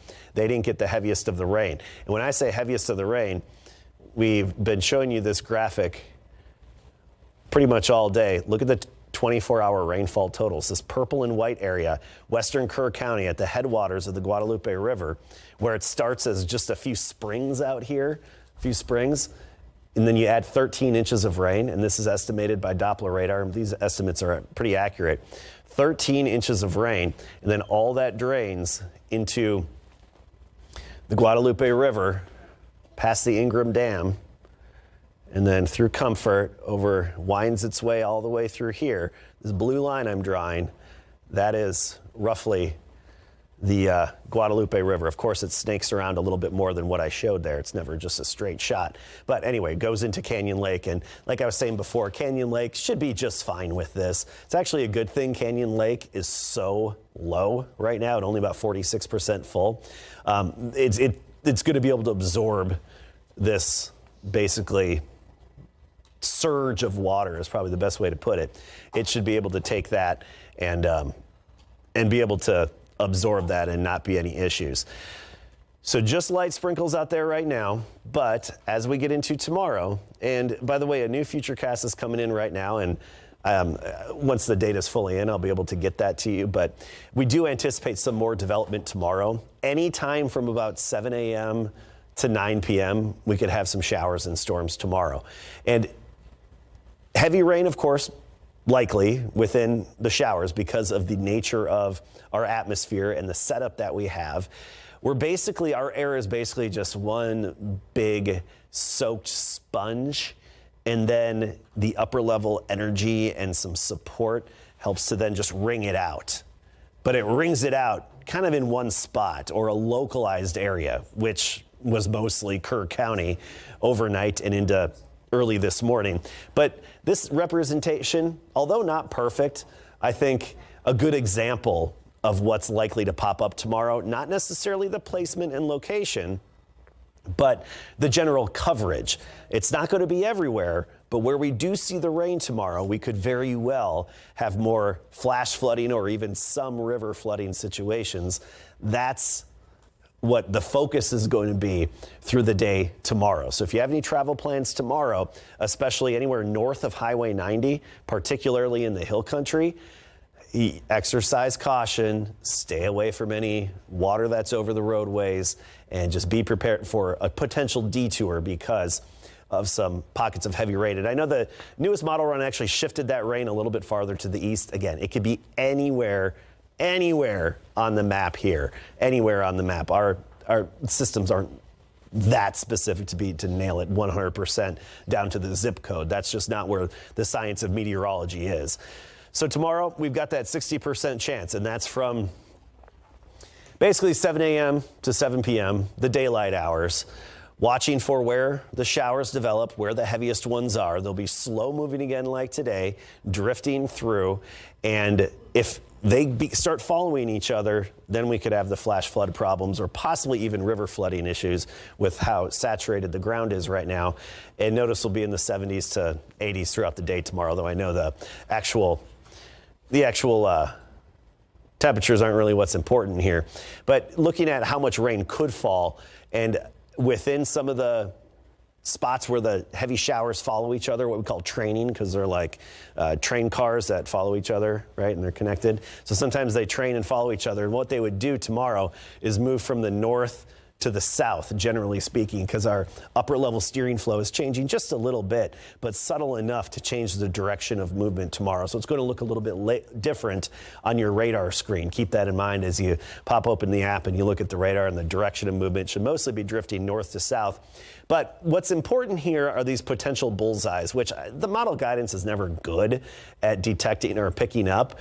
But we're going to likely have some of these bullseyes that could be 4, 5, 6 inches or more of rain throughout the day tomorrow. There is that possibility somewhere on the map here. It's just a matter of, staying informed, staying on top of the situation, and basically exercising caution if you're traveling, and if you're on one of the waterways, definitely stay informed and stay up with the latest information that we have that comes in as we watch things develop into tomorrow. Now, here's one positive aspect, is that we're going to be putting a big dent in this drought. The exceptional drought is the worst drought category you could be in, and that's right here on I-10, Kerrville down to Bernie, westward along Highway 90, Hondo, Uvalde. This whole area has seen significant rainfall. So what we're going to do is outline that almost avocado, kind of a cut avocado shape. We're going to outline that and put the rainfall totals on top of it. So you'll see a white outline, and there's that white outline. Here you go. And look at those rainfall totals within that outlined area.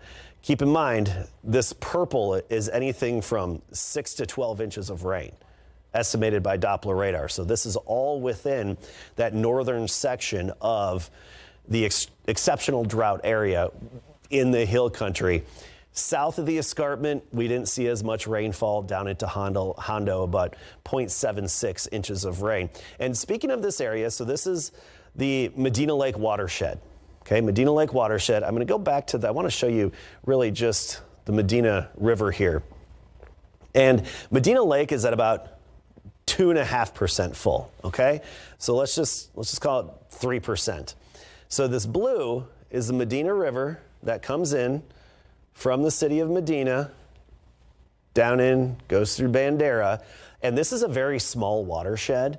And that's one reason why Medina Lake Reservoir has such big fluctuations and drops so significantly and doesn't fill up, because it doesn't have the big, more powerful Guadalupe flowing into it. The watershed for the Medina River is literally Bandera County. That's it. You need the heavy rain right over Bandera County. So this isn't going to have a significant impact on Medina Lake, but it will raise it up a bit, and Medina Lake can definitely handle this surge of water that's headed in. And already the Medina River at Bandera has already crested. That is done. That has passed, and we had Katrina Weber there earlier. Now it's crested. The water's going to be receding, and she's been to Center Point, and she found some of the issues there in the flooded fire department and everything.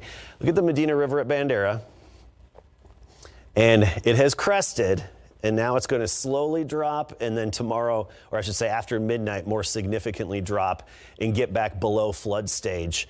By sunrise, we'll be below flood stage. Again, this is Medina River at Bandera.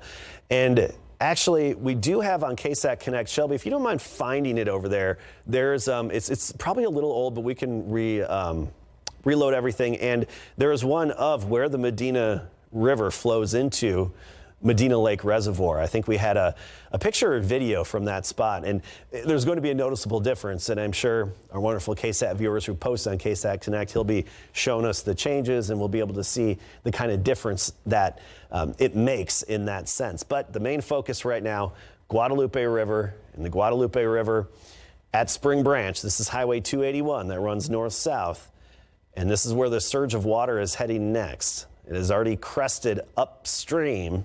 The worst is done in Hunt, Ingram, Kerrville, Center Point, Comfort, Sisterdale. The worst is done. Now that surge is headed toward Spring Branch, which is right here, and all the recreation that takes place along the Guadalupe River in Comal County up to Canyon Lake. That's where the river is going to be rising up to about 37 feet. So that's going to be about a 35, 36 foot rise compared to where it is right now. Think of that. Compared to, you're standing in the Guadalupe right here. You're 281, you see people splash around and playing down there all the time, right? And it's probably ankle to calf, well, it's probably calf to calf deep, maybe knee deep for me right now. And then in a matter of hours, it's going to be about 3.5 basketball hoops higher than you, right? That's how much it's going to be rising just between now and 3 a.m. That's the difference that it's going to be. Now we have going back to KSAT Connect here. So this was, where's this one? This is Bandera, in between the Medina River rising high between Bandera. So this is between Bandera and the Medina Lake Reservoir. Okay, so that's how high the water was getting. I don't know exactly this was 7 hours ago. So 7 hours ago would have been before the crest. It actually would have been about 3 hours before the crest of the Medina River here, but it just gives you an idea of how things have changed. And again, we're planning on more pop-up downpours and showers tomorrow, scattered around the area, but especially favoring somewhere in the hill country, anywhere from I-35, right, near the escarpment, I-35 westward, all the way to Medina and Bandera. That's where we could have some of the downpours set up tomorrow. Some of what you see on the radar right now is actually bats taking flight. So look over the past 2 hours, and particularly here, the famous Bracken Bat Cave. That's not heavy rain. That's the waves of bats that are coming out of Bracken Bat Cave. So they're emerging to go get their dinners and bring them back. Well, the young are probably out now by this time of year, but otherwise they'd come and bring them back to their young. But they're probably teaching their young to actually hunt nowadays. Anyway, that's what that is. So don't be alarmed by any heavy rainfall that's near the Cibolo. That's just that. So anyway, that's our weather update for right now. Myra, Stephania, hope you got a good break and we're able to grab a bite to eat and maybe some water. We did, yeah. Adam, thank you. It's 9:04 at this point. We were expecting an update from the governor to start about 9 o'clock. We know sometimes these things run a little bit late, are in flux. So we're keeping an eye on the podium there, set up in Austin, the microphones at this table, waiting to hear. This would be the next update from any official that we have gotten since about 3 o'clock, 3:30 this afternoon. So it has been a number of hours. We still know that reunifications were happening, but also a number of kids, especially at that Camp Mystic, unaccounted for. We don't know how those numbers have changed. We don't know how the number of fatalities may have changed. That 3:30 update, it was 13 people that we know had been confirmed killed as a result of this flooding. But we heard from the lieutenant governor at that time saying we expect the number of fatalities as of now will rise. So we got to wait and see what the governor is about to share any moment here. And what we're hoping is also that we'll have a number on the amount of people who are missing. right now. We should have a clear idea as to what that is. And throughout the day, you're probably wondering, I don't remember seeing an official number on that. Well, that's because Kerr County leaders didn't give that information earlier. There was just way too much changing when they took the podium and they spoke at 3:30. And so that's why we don't have an exact idea as to how many people are missing right now. Plus, there were a number of water rescues taking place when they were speaking this afternoon. I mean, so many water rescues. In fact, all they said was that so far they had carried out dozens of water rescues when they spoke at 3:30. But they said, but there are still lots of them underway. And there are a number of helicopters that are out there. And these aren't just, local, county, and state resources that are being used. We know that now also FEMA is also involved in all of this too. Our Homeland Security Secretary Kristi Noem this evening put out a statement saying that she is sending resources to the area. Also, President Donald Trump is also paying attention to what is happening there. So you can only expect the number of resources to grow. We know that at least 400 to 500 first responders are on the scene right now. Yeah, you mentioned the number of rescues, dozens happening at that point. I wouldn't be surprised if we hit into 100 or more. And we know that it has been a constantly changing situation, but for some families not changing fast enough because they have been waiting for hours to get information about their children, about their other relatives, people outside of these camps who may be trapped, perhaps they're safe but can't communicate. Perhaps they are not. I mean, you're taking a look at all of the video that we've been capturing since 5 o'clock this morning. When all of this began. We have talked about how people woke up to water. That's how they were alerted about this. I have heard some people saying camp counselors woke up to water up to their chin. That is how they began getting kids out of their camp cabins. This is an area that is known for so many summer camps along a normally picturesque Guadalupe River. Kids from all over the state, not just South Texas, not just the Hill Country, go to these camps. And we're seeing other outlets from Dallas, other outlets in Houston, talking about the kids in their respective areas that are unaccounted for this evening. And that is what we are so desperately hoping that we hear an update on from the governor. Because as we mentioned, we know that families are watching for just that right there. Helicopters to land, hopefully with their children on board to make that desperate effort to be reunified. Daniela Ibarra has been over in Ingram, where a number of families have been reunified with some of those campers from Camp Mystic. And obviously an emotional thing because you're seeing some parents we didn't see the moment that they were reunified with their children, but we did see them walking away. Naturally, we have given them some space. If I were them, I wouldn't want to talk to anyone. I don't know that I would be able to talk to the media because I'd be so relieved that my child is with me. So obviously something that is very emotional. When you put yourself, you can only imagine in the shoes of what those parents are going through. But you mentioned, Myra, we have been on talking with you. We had our morning crew here from 5 o'clock in the morning.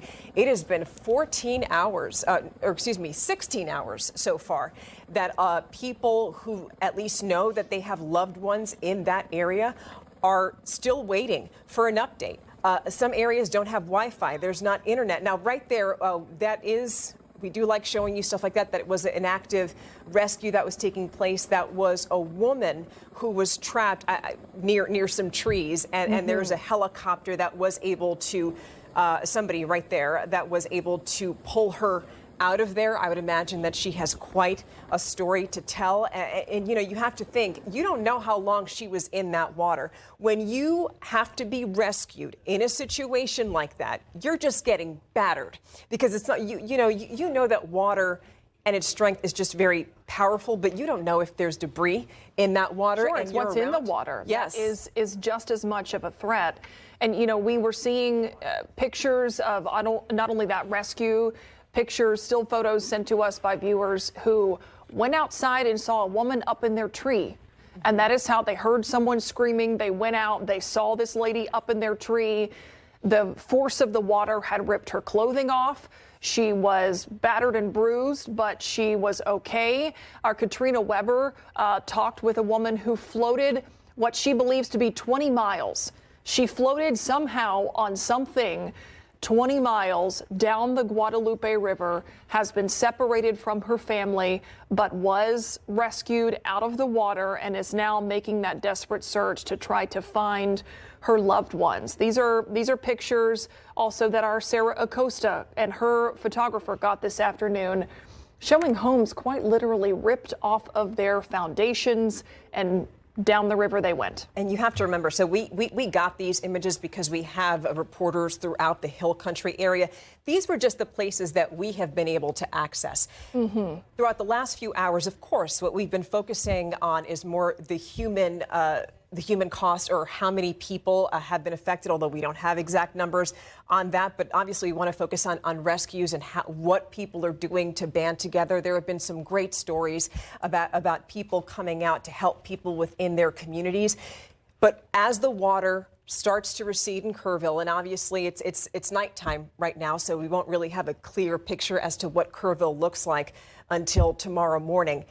We don't know exactly what the destruction has been like, because there have been so many parts of Kerrville, Kerr County overall, Comfort, that just people have not been able, we haven't been able to access. Hopefully, search and rescue crews have been able to access those areas, but right now it is impossible to know exactly what the destruction or how the extent of the damage that this flooding has done to those areas in the Hill Country. Yeah, our Sarah Acosta, when she was out covering this for us a little bit earlier today, she talked to a couple that managed to hang on to a crepe myrtle for 30 minutes.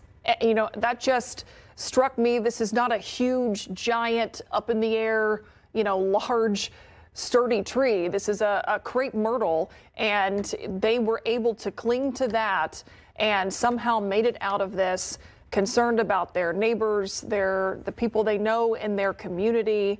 And you're right. I mean, some of these areas, especially about Camp Mystic, we keep going back to that because of all the camps that are in this area. That's the one we know that the lieutenant governor said they had heard 20-something, possibly 23 girls at this all-girls camp were unaccounted for as of about 3:30 this afternoon.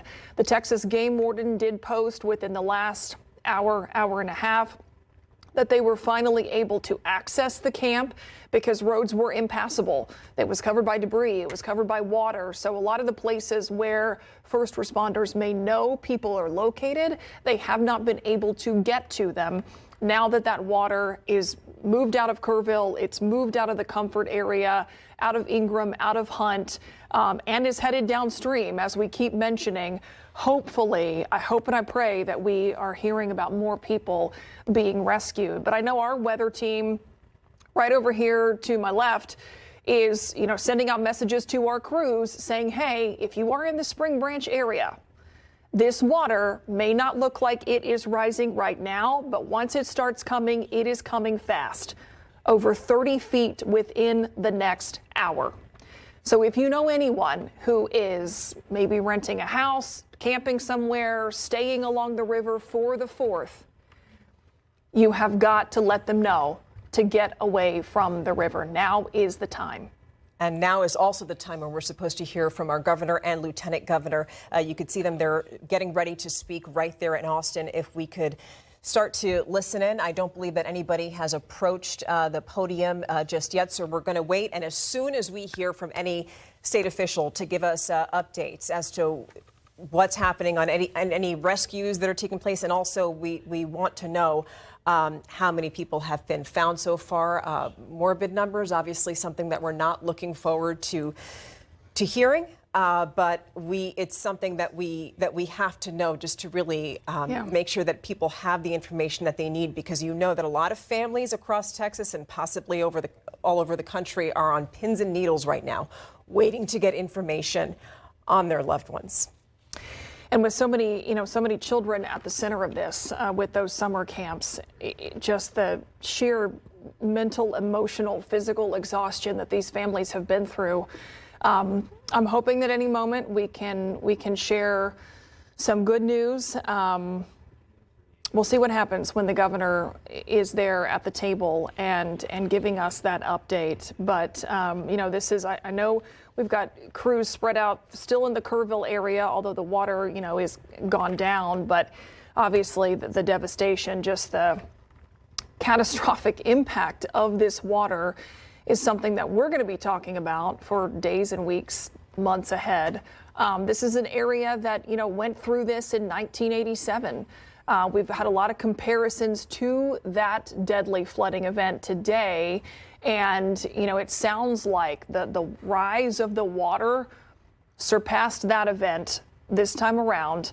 You know, we'll get all the specifics on the stats and the numbers going forward, and questions about warnings, systems in place to give people a heads up. But no matter what was or was not in place, this came in the middle of the night. This is a time when people are sleeping. People woke up to this. And we've heard from people who have experienced plenty of flooding along the Guadalupe River before and have said it has been nothing like what we have seen today. And that, okay, now we're going to listen in. The governor right there any moment now is about to speak in Austin. Let's listen to Governor Greg Abbott. Time to be here for us to update a nation that really wants to find out what's going on and the response that's taken place here in the center part of Texas. This is something where we need to begin now, and we need to continue to invoke God Almighty. The one thing I hear the most from people across the country, really across the globe, are the prayers that are being sent for those who are in harm's way to be successfully rescued.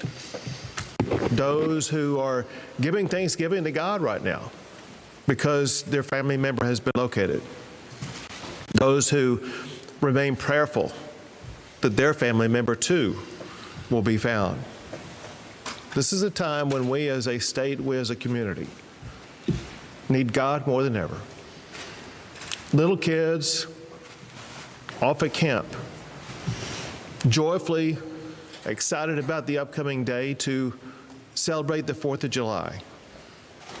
Campers alongside the river, doing the same thing and enjoying one of the beautiful spots in the state of Texas. Asleep probably just a few hours from waking up.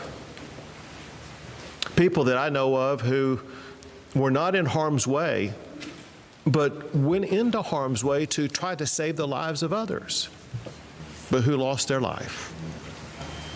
So many people have been swept up into an extraordinary catastrophe. It needs God, but it also needs a robust response by the state and local governments and by people who live in these communities impacted by this.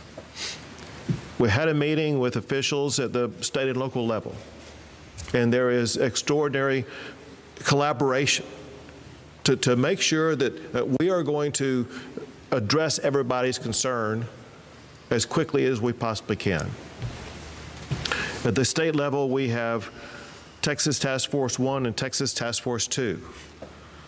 There are some of the best experts in the world at search and rescue missions. And know this, we remain in a search and rescue posture right now. So it's been going on over the course of the day, and you're going to hear stories here momentarily about exactly what has been achieved through those search and rescue missions. They will continue in the darkness of night. They will be taking place when the sun rises in the morning. They will be nonstop, seeking to find everybody who is unaccounted for. The Texas National Guard has been a part of that process, and you'll hear the general in charge of that speak here soon, as well as the Texas Department of Public Safety and their operations. We also have game wardens from the Texas Parks and Wildlife that are involved in this process, as well as the Texas Division of Emergency Management. I have assured all of the local officials here that whatever they need, whether it be personnel, whether it be equipment, whether it be search and rescue operations, whether it be supporting them in their endeavors, whatever these communities need, the state of Texas is going to step up and provide it.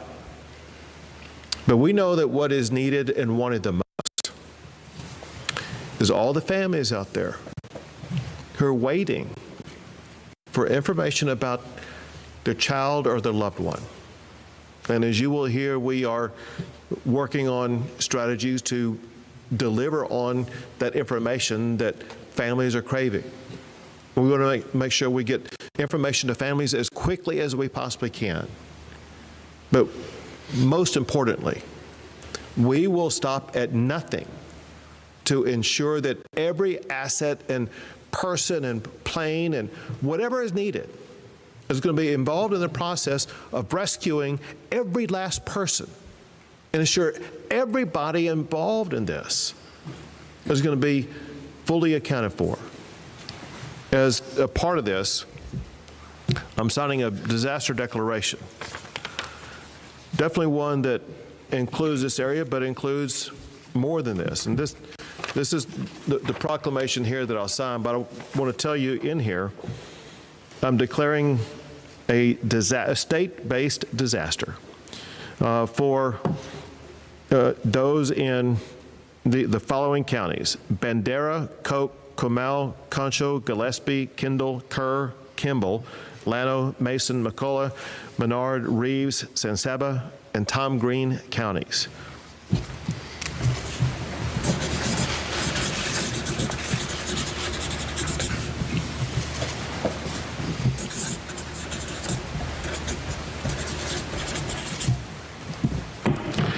This will ensure all the counties that are identified in this, and there may be more that need to be added later, are going to have access to every tool, strategy, personnel that the state of Texas can provide to them, which will be limitless. We'll put in everything we have in the entire state. Someone who's been involved in this and shares the commitment is the Lieutenant Governor Dan Patrick. Thank you, Governor. Dalton, who's our city manager, told us earlier that he was jogging at 3 in the morning along the river, and there wasn't a drop of rain falling. And within a few hours, the Guadalupe had risen about 26 feet, and actually it rose that quickly in about 45 minutes of those 2 hours. And since that first alert went out early this morning, between 4 and 5 a.m., the city officials here, the sheriff, immediately sprung into action. And since 4 or 5 this morning, they have not stopped. We put forth 400 to 500 state employees, DPS, game wardens. I'll let the speakers talk about the specifics of everyone we had in the air, drones, helicopters, but from the first minute that this storm went from 3 in the morning, not a drop of rain, until the tragedy struck and the river rose, these people behind us, Governor, have done everything they can. And there have been a number of rescues, and they'll speak to that as well during the day. And I echo what the governor said. As I said earlier, we will not stop until we find every body, and the rescue continues that effort. We will not stop, and it is God Almighty that we need, not a thought and prayers message. Hey, get down on your knees and pray for these families tonight and all these children. Thank you, Governor. Thank you. There's going to be other people who speak here, but before they do speak, I want to recognize a few others who will be involved in this process. One is the state representative from this area, West Riddell. Why don't you let people know who you are? And we're also in the State Senate District, Senator Pete Flores. And we have the Texas Parks and Wildlife Game Warden, Colonel, who's here with us. Where's Thank you all for being a part of this process. And now I want to turn things over to Sheriff Letha. Yes, Sheriff Larry Letha, Kirk County. What I'd like to let y'all know and the public know is, like the governor said, we do have all the resources we need at this time, and we will continue to have them until we finish this mission. I want to tell y'all that we will be working around the clock 24/7 until every person is found. What I can confirm at this point, we're at about 24 fatalities. We're not going to be giving any names out at this time. We're still notifying next of kin. Also, I've been notified one fatality has been found in Kendall County. I cannot say it's related to this incident at this time, but we'll let y'all know when we find out more information. I ask the media to be real patient with us during this time. We've got a lot of things going on. Y'all see what? There's a lot of people here. We have a lot of resources. We just need more time, and we're looking really forward. We'll be working 24/7 overnight into tomorrow through the next several days in this mission. We will get you information as we get it. We will get it to you. We'll continue to have briefings. We'll continue to keep updated at this time. At this time, I'll turn it over to Mayor Herring. I'm Joe Herring Jr. I'm mayor of the city of Kerrville. My job today is to tell people thank you. People from across the state have come to help. City, county, state, all working together, all working for the same goal. I want to say thank you to the dedicated men and women of the first responders. You are our heroes today. We will not stop. We will rescue those in peril, and we will find those who are missing. But I'd also ask, please pray for our community. This is a hard day, and there will be hard days to come. Pray for us. We covet your prayers. Thank you. The task of the Texas Department of Public Safety is to serve and to protect our state, as well as to keep people safe. I want the Director, Colonel Freeman Martin, from the Texas Department of Public Safety to explain to you all the details about the lengths that DPS has gone through over just less than the past 24 hours, which has been very helpful in what you guys helped accomplish. Well, this was a catastrophic event. It was a mass casualty event. And we don't want to get up here and brag about, the successes when there's life lost and kids that are still missing. But I can tell you every asset, every resources that the Department of Public Safety has is being used here today. We have long-lasting relationships with the Sheriff, Larry Letha, that go back 30 years, working with the mayor. And we brought in over 100 troopers this morning, and they worked all day, rescues, high water vehicles, boats, rescue drivers, divers, 7 rescue helicopters with hoist capabilities, and that was just today. We have another shift coming in tonight and another shift in the morning. We'll really ramp it up in the morning, but we will not stop. In addition to the search and rescue, that's the priority right now.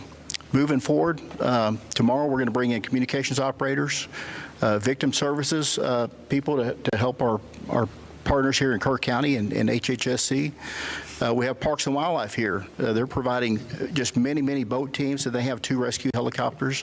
Today we had the Texas Military Department, the Texas Department of Public Safety, Parks and Wildlife, Task Force 1, everybody working in support of our local partners. That's what right looks like. There are no egos here. There's nobody in charge. We're all working together. We're all communicating, and we will not stop until we find every last person. So we'll be here for days to come. This is not, this won't end. Tomorrow is going to be a very important day. We had a hard time getting in this morning with the weather the way it was. So as the day went on, it picked up, and we were able to rescue more and recover more. That will continue tomorrow, and we have more resources en route. So with that, I'll turn it over to General Seltzer. Good afternoon. As the governor has already said, he has ordered me to provide every capability that the Texas National Guard has to these local officials in this community. Today, we activated 5 helicopters with hoist to do rescue operations. They were paired with rescue swimmers from Texas Task Force 1.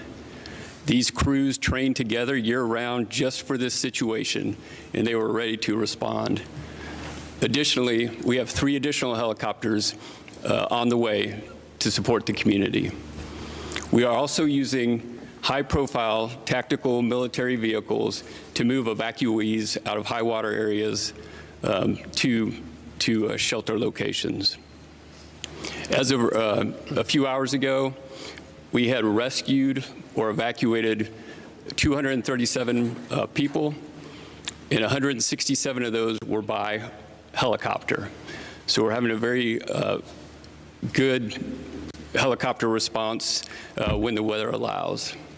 Additionally, in our operations tomorrow, we'll be sending personnel to help with evacuee shelter management, and also the Texas Emergency Tracking Network. It's a banding system so that we can band evacuees to help get accountability of who's being evacuated into the shelters.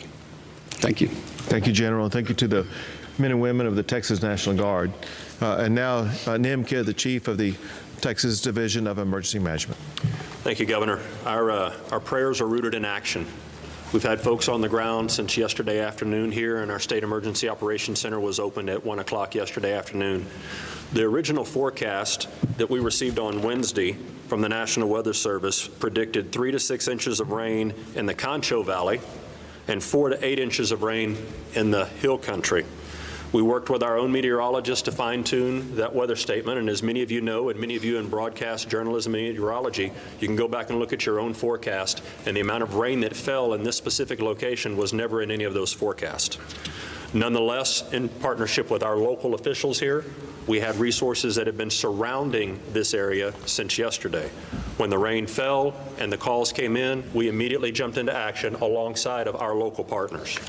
In addition to the local partners that are here, we have 150 personnel, search and rescue experts from Texas A&M Task Force 1.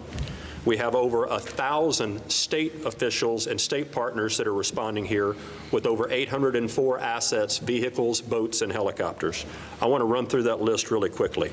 150 from Texas Task Force 1, that is 30 boats and additional high-profile vehicles. You heard from Colonel Martin in the Texas Department of Public Safety. Colonel Vanderroos down on the end has over 170 personnel here, 167 four-wheel drive vehicles, and over 53 boats in addition to their aircraft. You heard from General Seltzer about the military departments. The A&M Forest Service is here to help us do tree removal and get trees out of the way and help with incident management.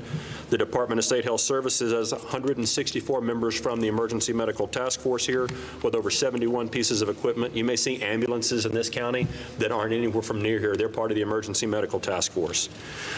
There will be questions about reunification centers. There'll be questions about noticing. Our local partners will answer those questions when you have them.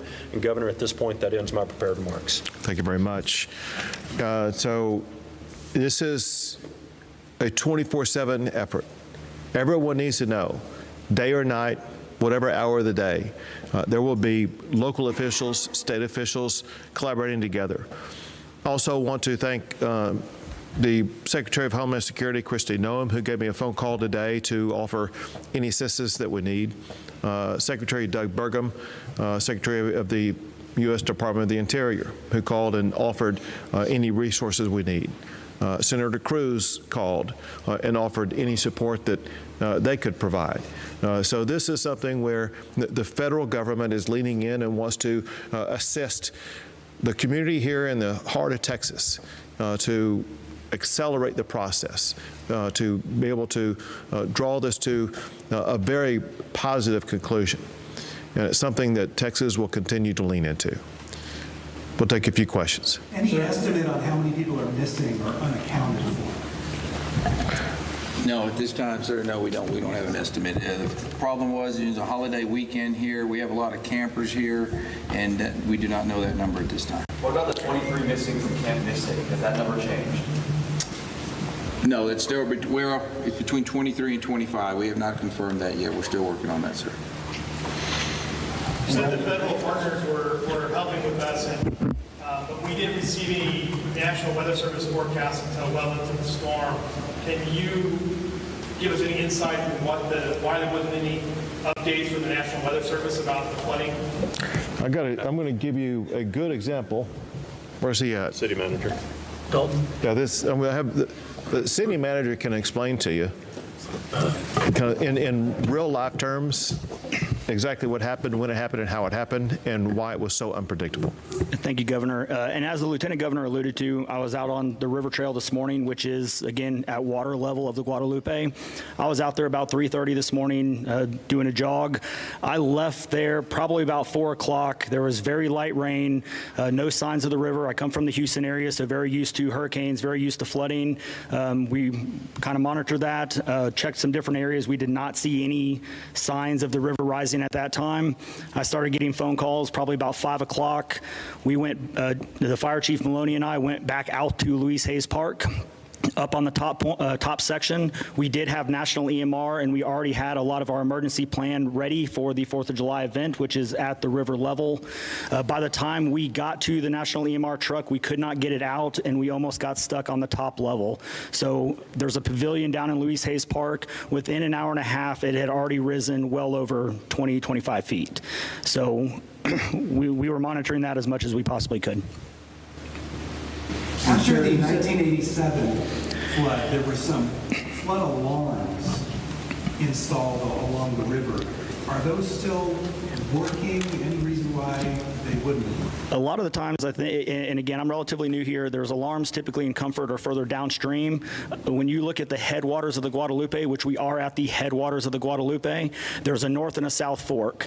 And so under, we'll say since 1987, under normal conditions, if you call it that, you'll hit water in one of those areas. And those two forks will converge into the Guadalupe, which comes through the city of Kerrville. This rain event sat on top of that and dumped more rain than what was forecasted on both of those forks. When we got the report, it was about 7 feet or so on the South Fork, and within a matter of minutes, it was up to 29 feet, and all of that converged at the Guadalupe, and that's where we saw those very quick rise in flood. So there's not alarms everywhere on the river. No, sir. Sheriff, you said there were 23 deaths, 24? No, 24, right? 24, and if that's the entire river, that's just this county? That's just this county, in the county. We do have a report from one fatality. And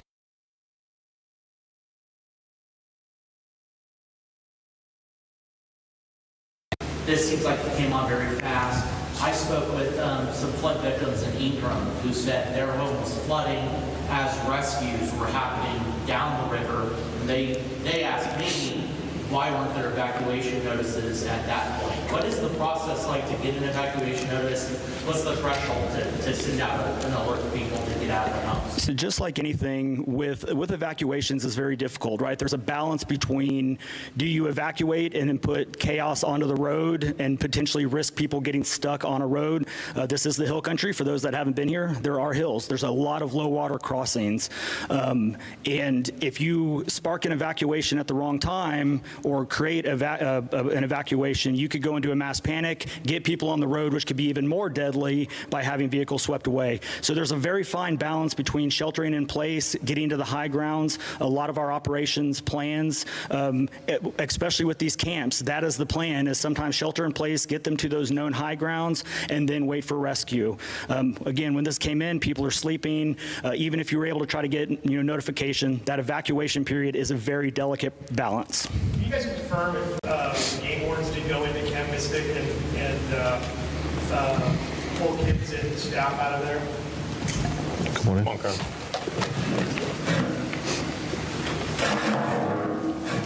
Yes, so starting early this morning, we had about 107 game wardens along with our aviation group trying to make access into the camp. Shortly after midday, we breached over into the camp and were able to start removing children from the camp from there. Is Camp Mystic the only camp that's under this sort of duress? I mean, I've got reports of other camps that seem to be evacuated okay, or is that the only one that we're really working on right now? Yes. That's the only one is Camp Mystic. All the other camps, we've accounted for everybody and everything's fine. Camp Mystic's where we had all our trouble. Also River Inn, which is just, west of that area. Yeah, I mean, I have no reports of any problems there at River End. It's just Camp Mystic at this time. What are the hardest hit areas from what you can tell as far as where the fatalities or the currently no missing person reports are coming from? And how far is your search area extending right now from where upstream to where downstream? We're working anywhere from about 30 miles west of Kerrville on the Guadalupe River at this time. But that out west, on our east side, we didn't have any problems. Everything is pretty much west of Kerrville. All our issues are from this flooding. And as far as where the hardest hit areas were along the Guadalupe? Well, yes, we're about 30 miles from. I just meant were there particularly properties or campgrounds where you're seeing the most damage or the most loss of life or missing people? Anything close to the rivers where we're seeing property damage and missing people. To add on to that, when you look at the 100-year flood map, we're trying to get as much comparison as we can. While we don't know if it's the exact 100-year floodplain map, it is darn close. And so that shows a lot of stuff when you look at that. So anything along the forks, anything along, camping, cabins, RV parks, even some things that were kind of on the higher end RV parks were, again, the massive amount of water that came in, we're just moving those vehicles out of those areas. And there's been a lot of talk about how this was not foreseen. Lieutenant Governor, you had mentioned in your press conference earlier today that the regional director has contacted local officials to let them know about the possibility of flooding, but we're now hearing we didn't know what was going to happen. So what was the warning or conversation that happened? Yeah, is Jay Hall? Yeah, Governor, I'll take that. So the State Emergency Operations Center started having daily briefings yesterday on the potential for flood for all of this part of Texas, from here out to San Angelo and Abilene and further out. We have been in contact with local officials, and at some point in time in the future, we're happy to share those emails and contact information of what we had shared. But listen, everybody got the forecast from the National Weather Service, right? You all got it. You're all in media. You got that forecast. It did not predict the amount of rain that we saw. And what was the severity that you were warning of at that time? Well, yes, sir. What were you warning might happen in terms of flood? So using the National Weather Service data, which we were all looking at, they were warning 3 to 6 inches of rain. However, some of those models showed numbers that were higher than that, which caused us to activate additional resources and have them in the area just in case. And those were put immediately into use as soon as the rain fell and the 911 call started coming in. They were already here. What kind of resources were they? Were they swift fast boats, or what was deployed prior to? Yes, sir. Great question. It was Texas A&M Task Force 1 swiftwater rescue teams, as well as military high-profile vehicles, and the aircrafts were close in theater, but not directly in theater. Those swiftwater boat teams are professionals from San Antonio and Austin and the surrounding area that, as the general said, train for this kind of mission every day. Forget about my simple mind here. The city manager said about 3 o'clock in the morning when it was still dry. At what point from that, what was the timeline when those resources were actually? They got here at noon yesterday. But they immediately. Yes, sir.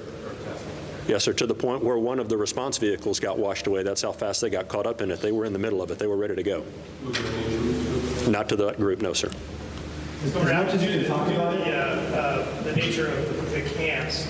Are you getting updates from people because it's they're from all over. Some of the kids we've had missing are from Austin and San Antonio and Beaumont. What was your phone going like for you when you were out of the area? I know that. It's blown up.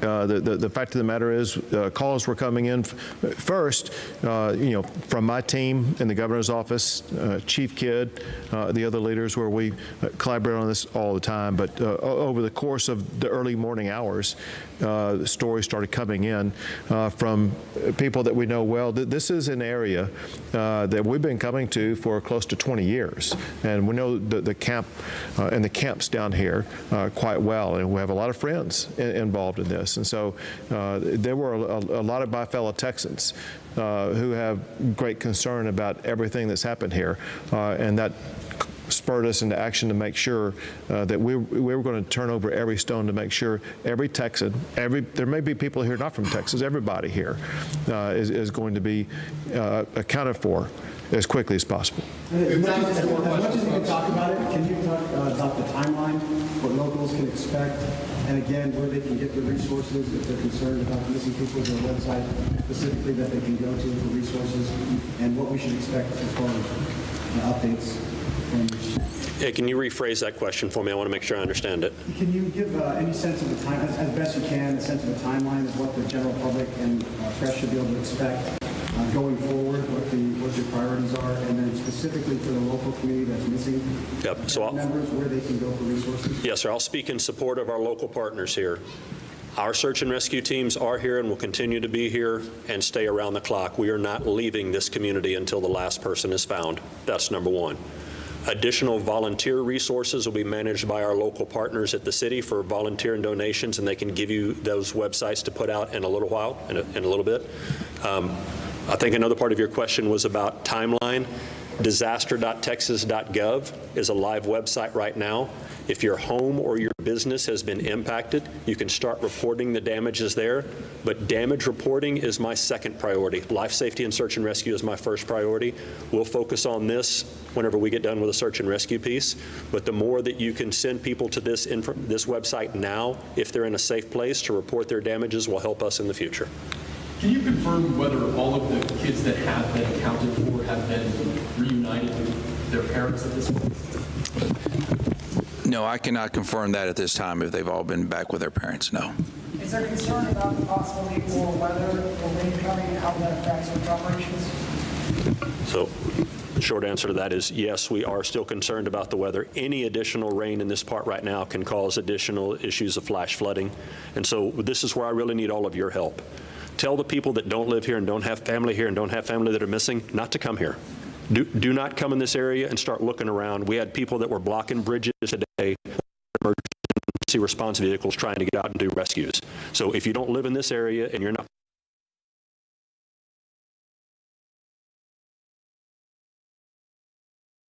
you do have someone that is missing, the city will be putting information out, and we want you to report that back in. So I want to add on to your question, because it's a great question. The sheriff gave a great answer. But Sheriff, remind me, how many camps along the river have we been in contact with today? About 18. About 18 different camps.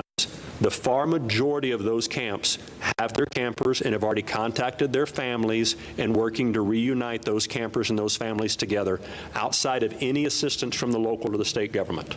We are focused on the ones that cannot help themselves right now, and that is our primary area of concern. Governor, do you trust all your national weather service at this point? Say again? Do you trust the national weather service? Listen, it's not a matter of trusting it or not. Listen, ever since I've been governor, we've had weather events that were completely unpredictable, and that's just a part of nature. Thank you, folks. Appreciate it. All right, the latest update from the governor, as well as we heard from Lieutenant Governor.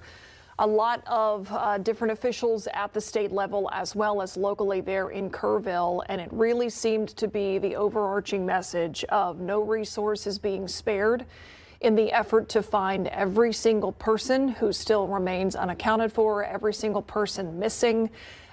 They really just talked about all of the resources being poured into this area to make sure that families get their questions answered about where their loved ones are. We know that 25 people at this point have been confirmed dead. One of those fatalities was in Kendall County. We did hear from the Kerr County Sheriff there say that they can't confirm at this point if that death in Kendall County is specifically related to what happened in the greater Kerrville Hill Country area. But that is an increase from what we heard at 3:30, where at that time 13 people had been reported dead. We did not know, out of that 25, that latest update tonight just a few minutes ago, we do not know how many of those are adults.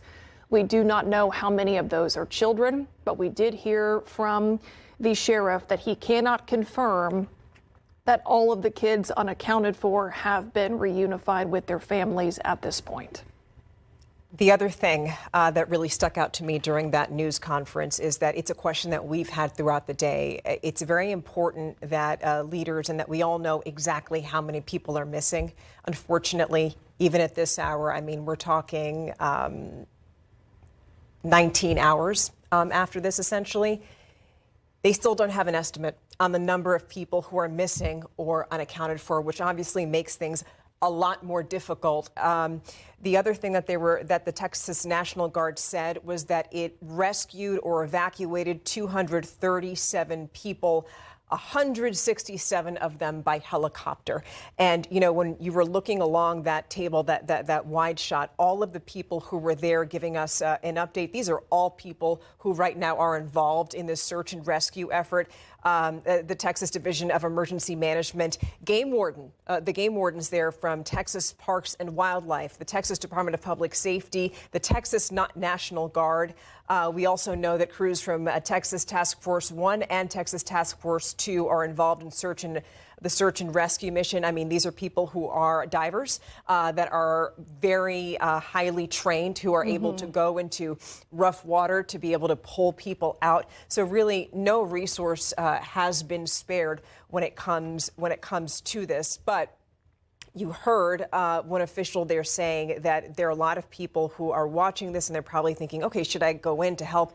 Please don't, because what he was saying was that earlier today there were so many people out that they were blocking emergency responders from bridges and everything like that. So we don't want that to happen. Yeah, and one of the reasons that we heard from officials there say that they don't know an estimate or are not sharing an estimate right now, don't have one about how many people are still missing or unaccounted for.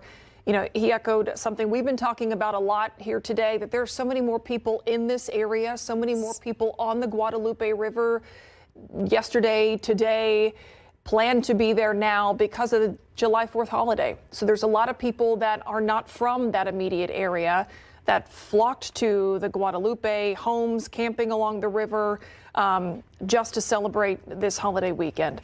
So, you know, I did hear several state officials there asking people for prayers, saying, you know, this is a time when the phrase we hear so often, thoughts and prayers, we heard the lieutenant governor say, this is not a thoughts and prayers message, but a get down on your knees and pray.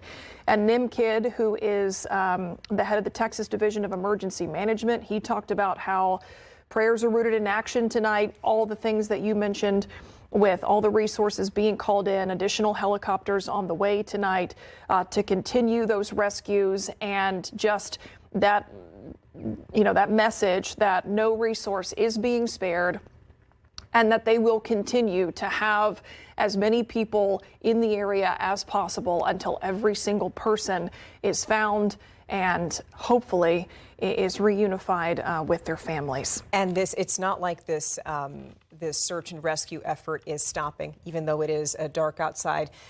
Hundreds and hundreds of resources. And I believe at one point they were talking about 1,000 people involved in different ways in the search and rescue operation. That's a number that has obviously been raised from 500 just a few hours ago. But when we're talking about a lot of the helicopters that have been deployed to that area, some of them have thermal imaging, which is something, a technology that you would use. So because if there's anybody in the water or anywhere below, in brush, in trees, anything we have heard stories of people clinging to, that would be a tool to help find. Right, it would pick up the heat, the body heat from that person. That's the technology, and so they're going to be flying those helicopters throughout the night. And you were just talking about what the governor had said, and I just think it's powerful words right now because we're looking to him and other state leaders for comfort because there are so many questions, so many people that we're still waiting to hear on. He said, we need to continue to invoke God Almighty. He said so many people have been swept up into an extraordinary catastrophe. And there was one quote that he said, and he said, we need God, but we also need robust response from the state. And obviously that's something that he's delivering on right now. We're going to take a quick break, but before we do, I do want to mention that we heard that first responders have been in touch with 18 camps that are in and around that area along the Guadalupe River. Camp Mystic is the one that seems to have been affected greatly by this. But they did tell us that still 23 to 25 campers from Camp Mystic remain unaccounted for tonight. Darkness certainly complicates the effort, but it is one that is continuing to rescue as many people, adults, children, anyone who is affected by this as possible. We're going to take a quick break and we'll be right back.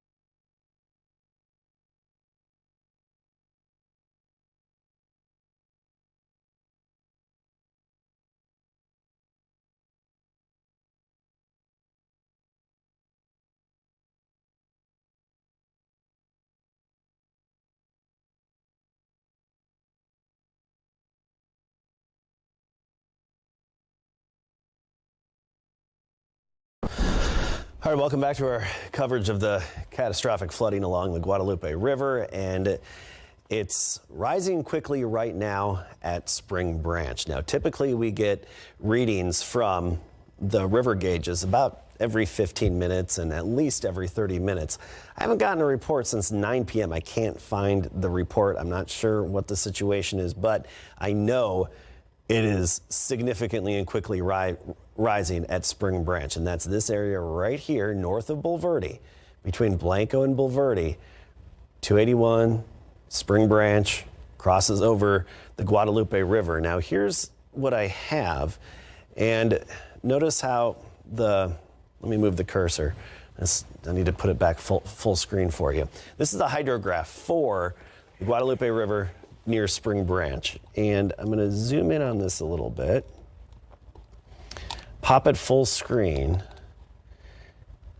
and look at this little gap in the data here. The last reading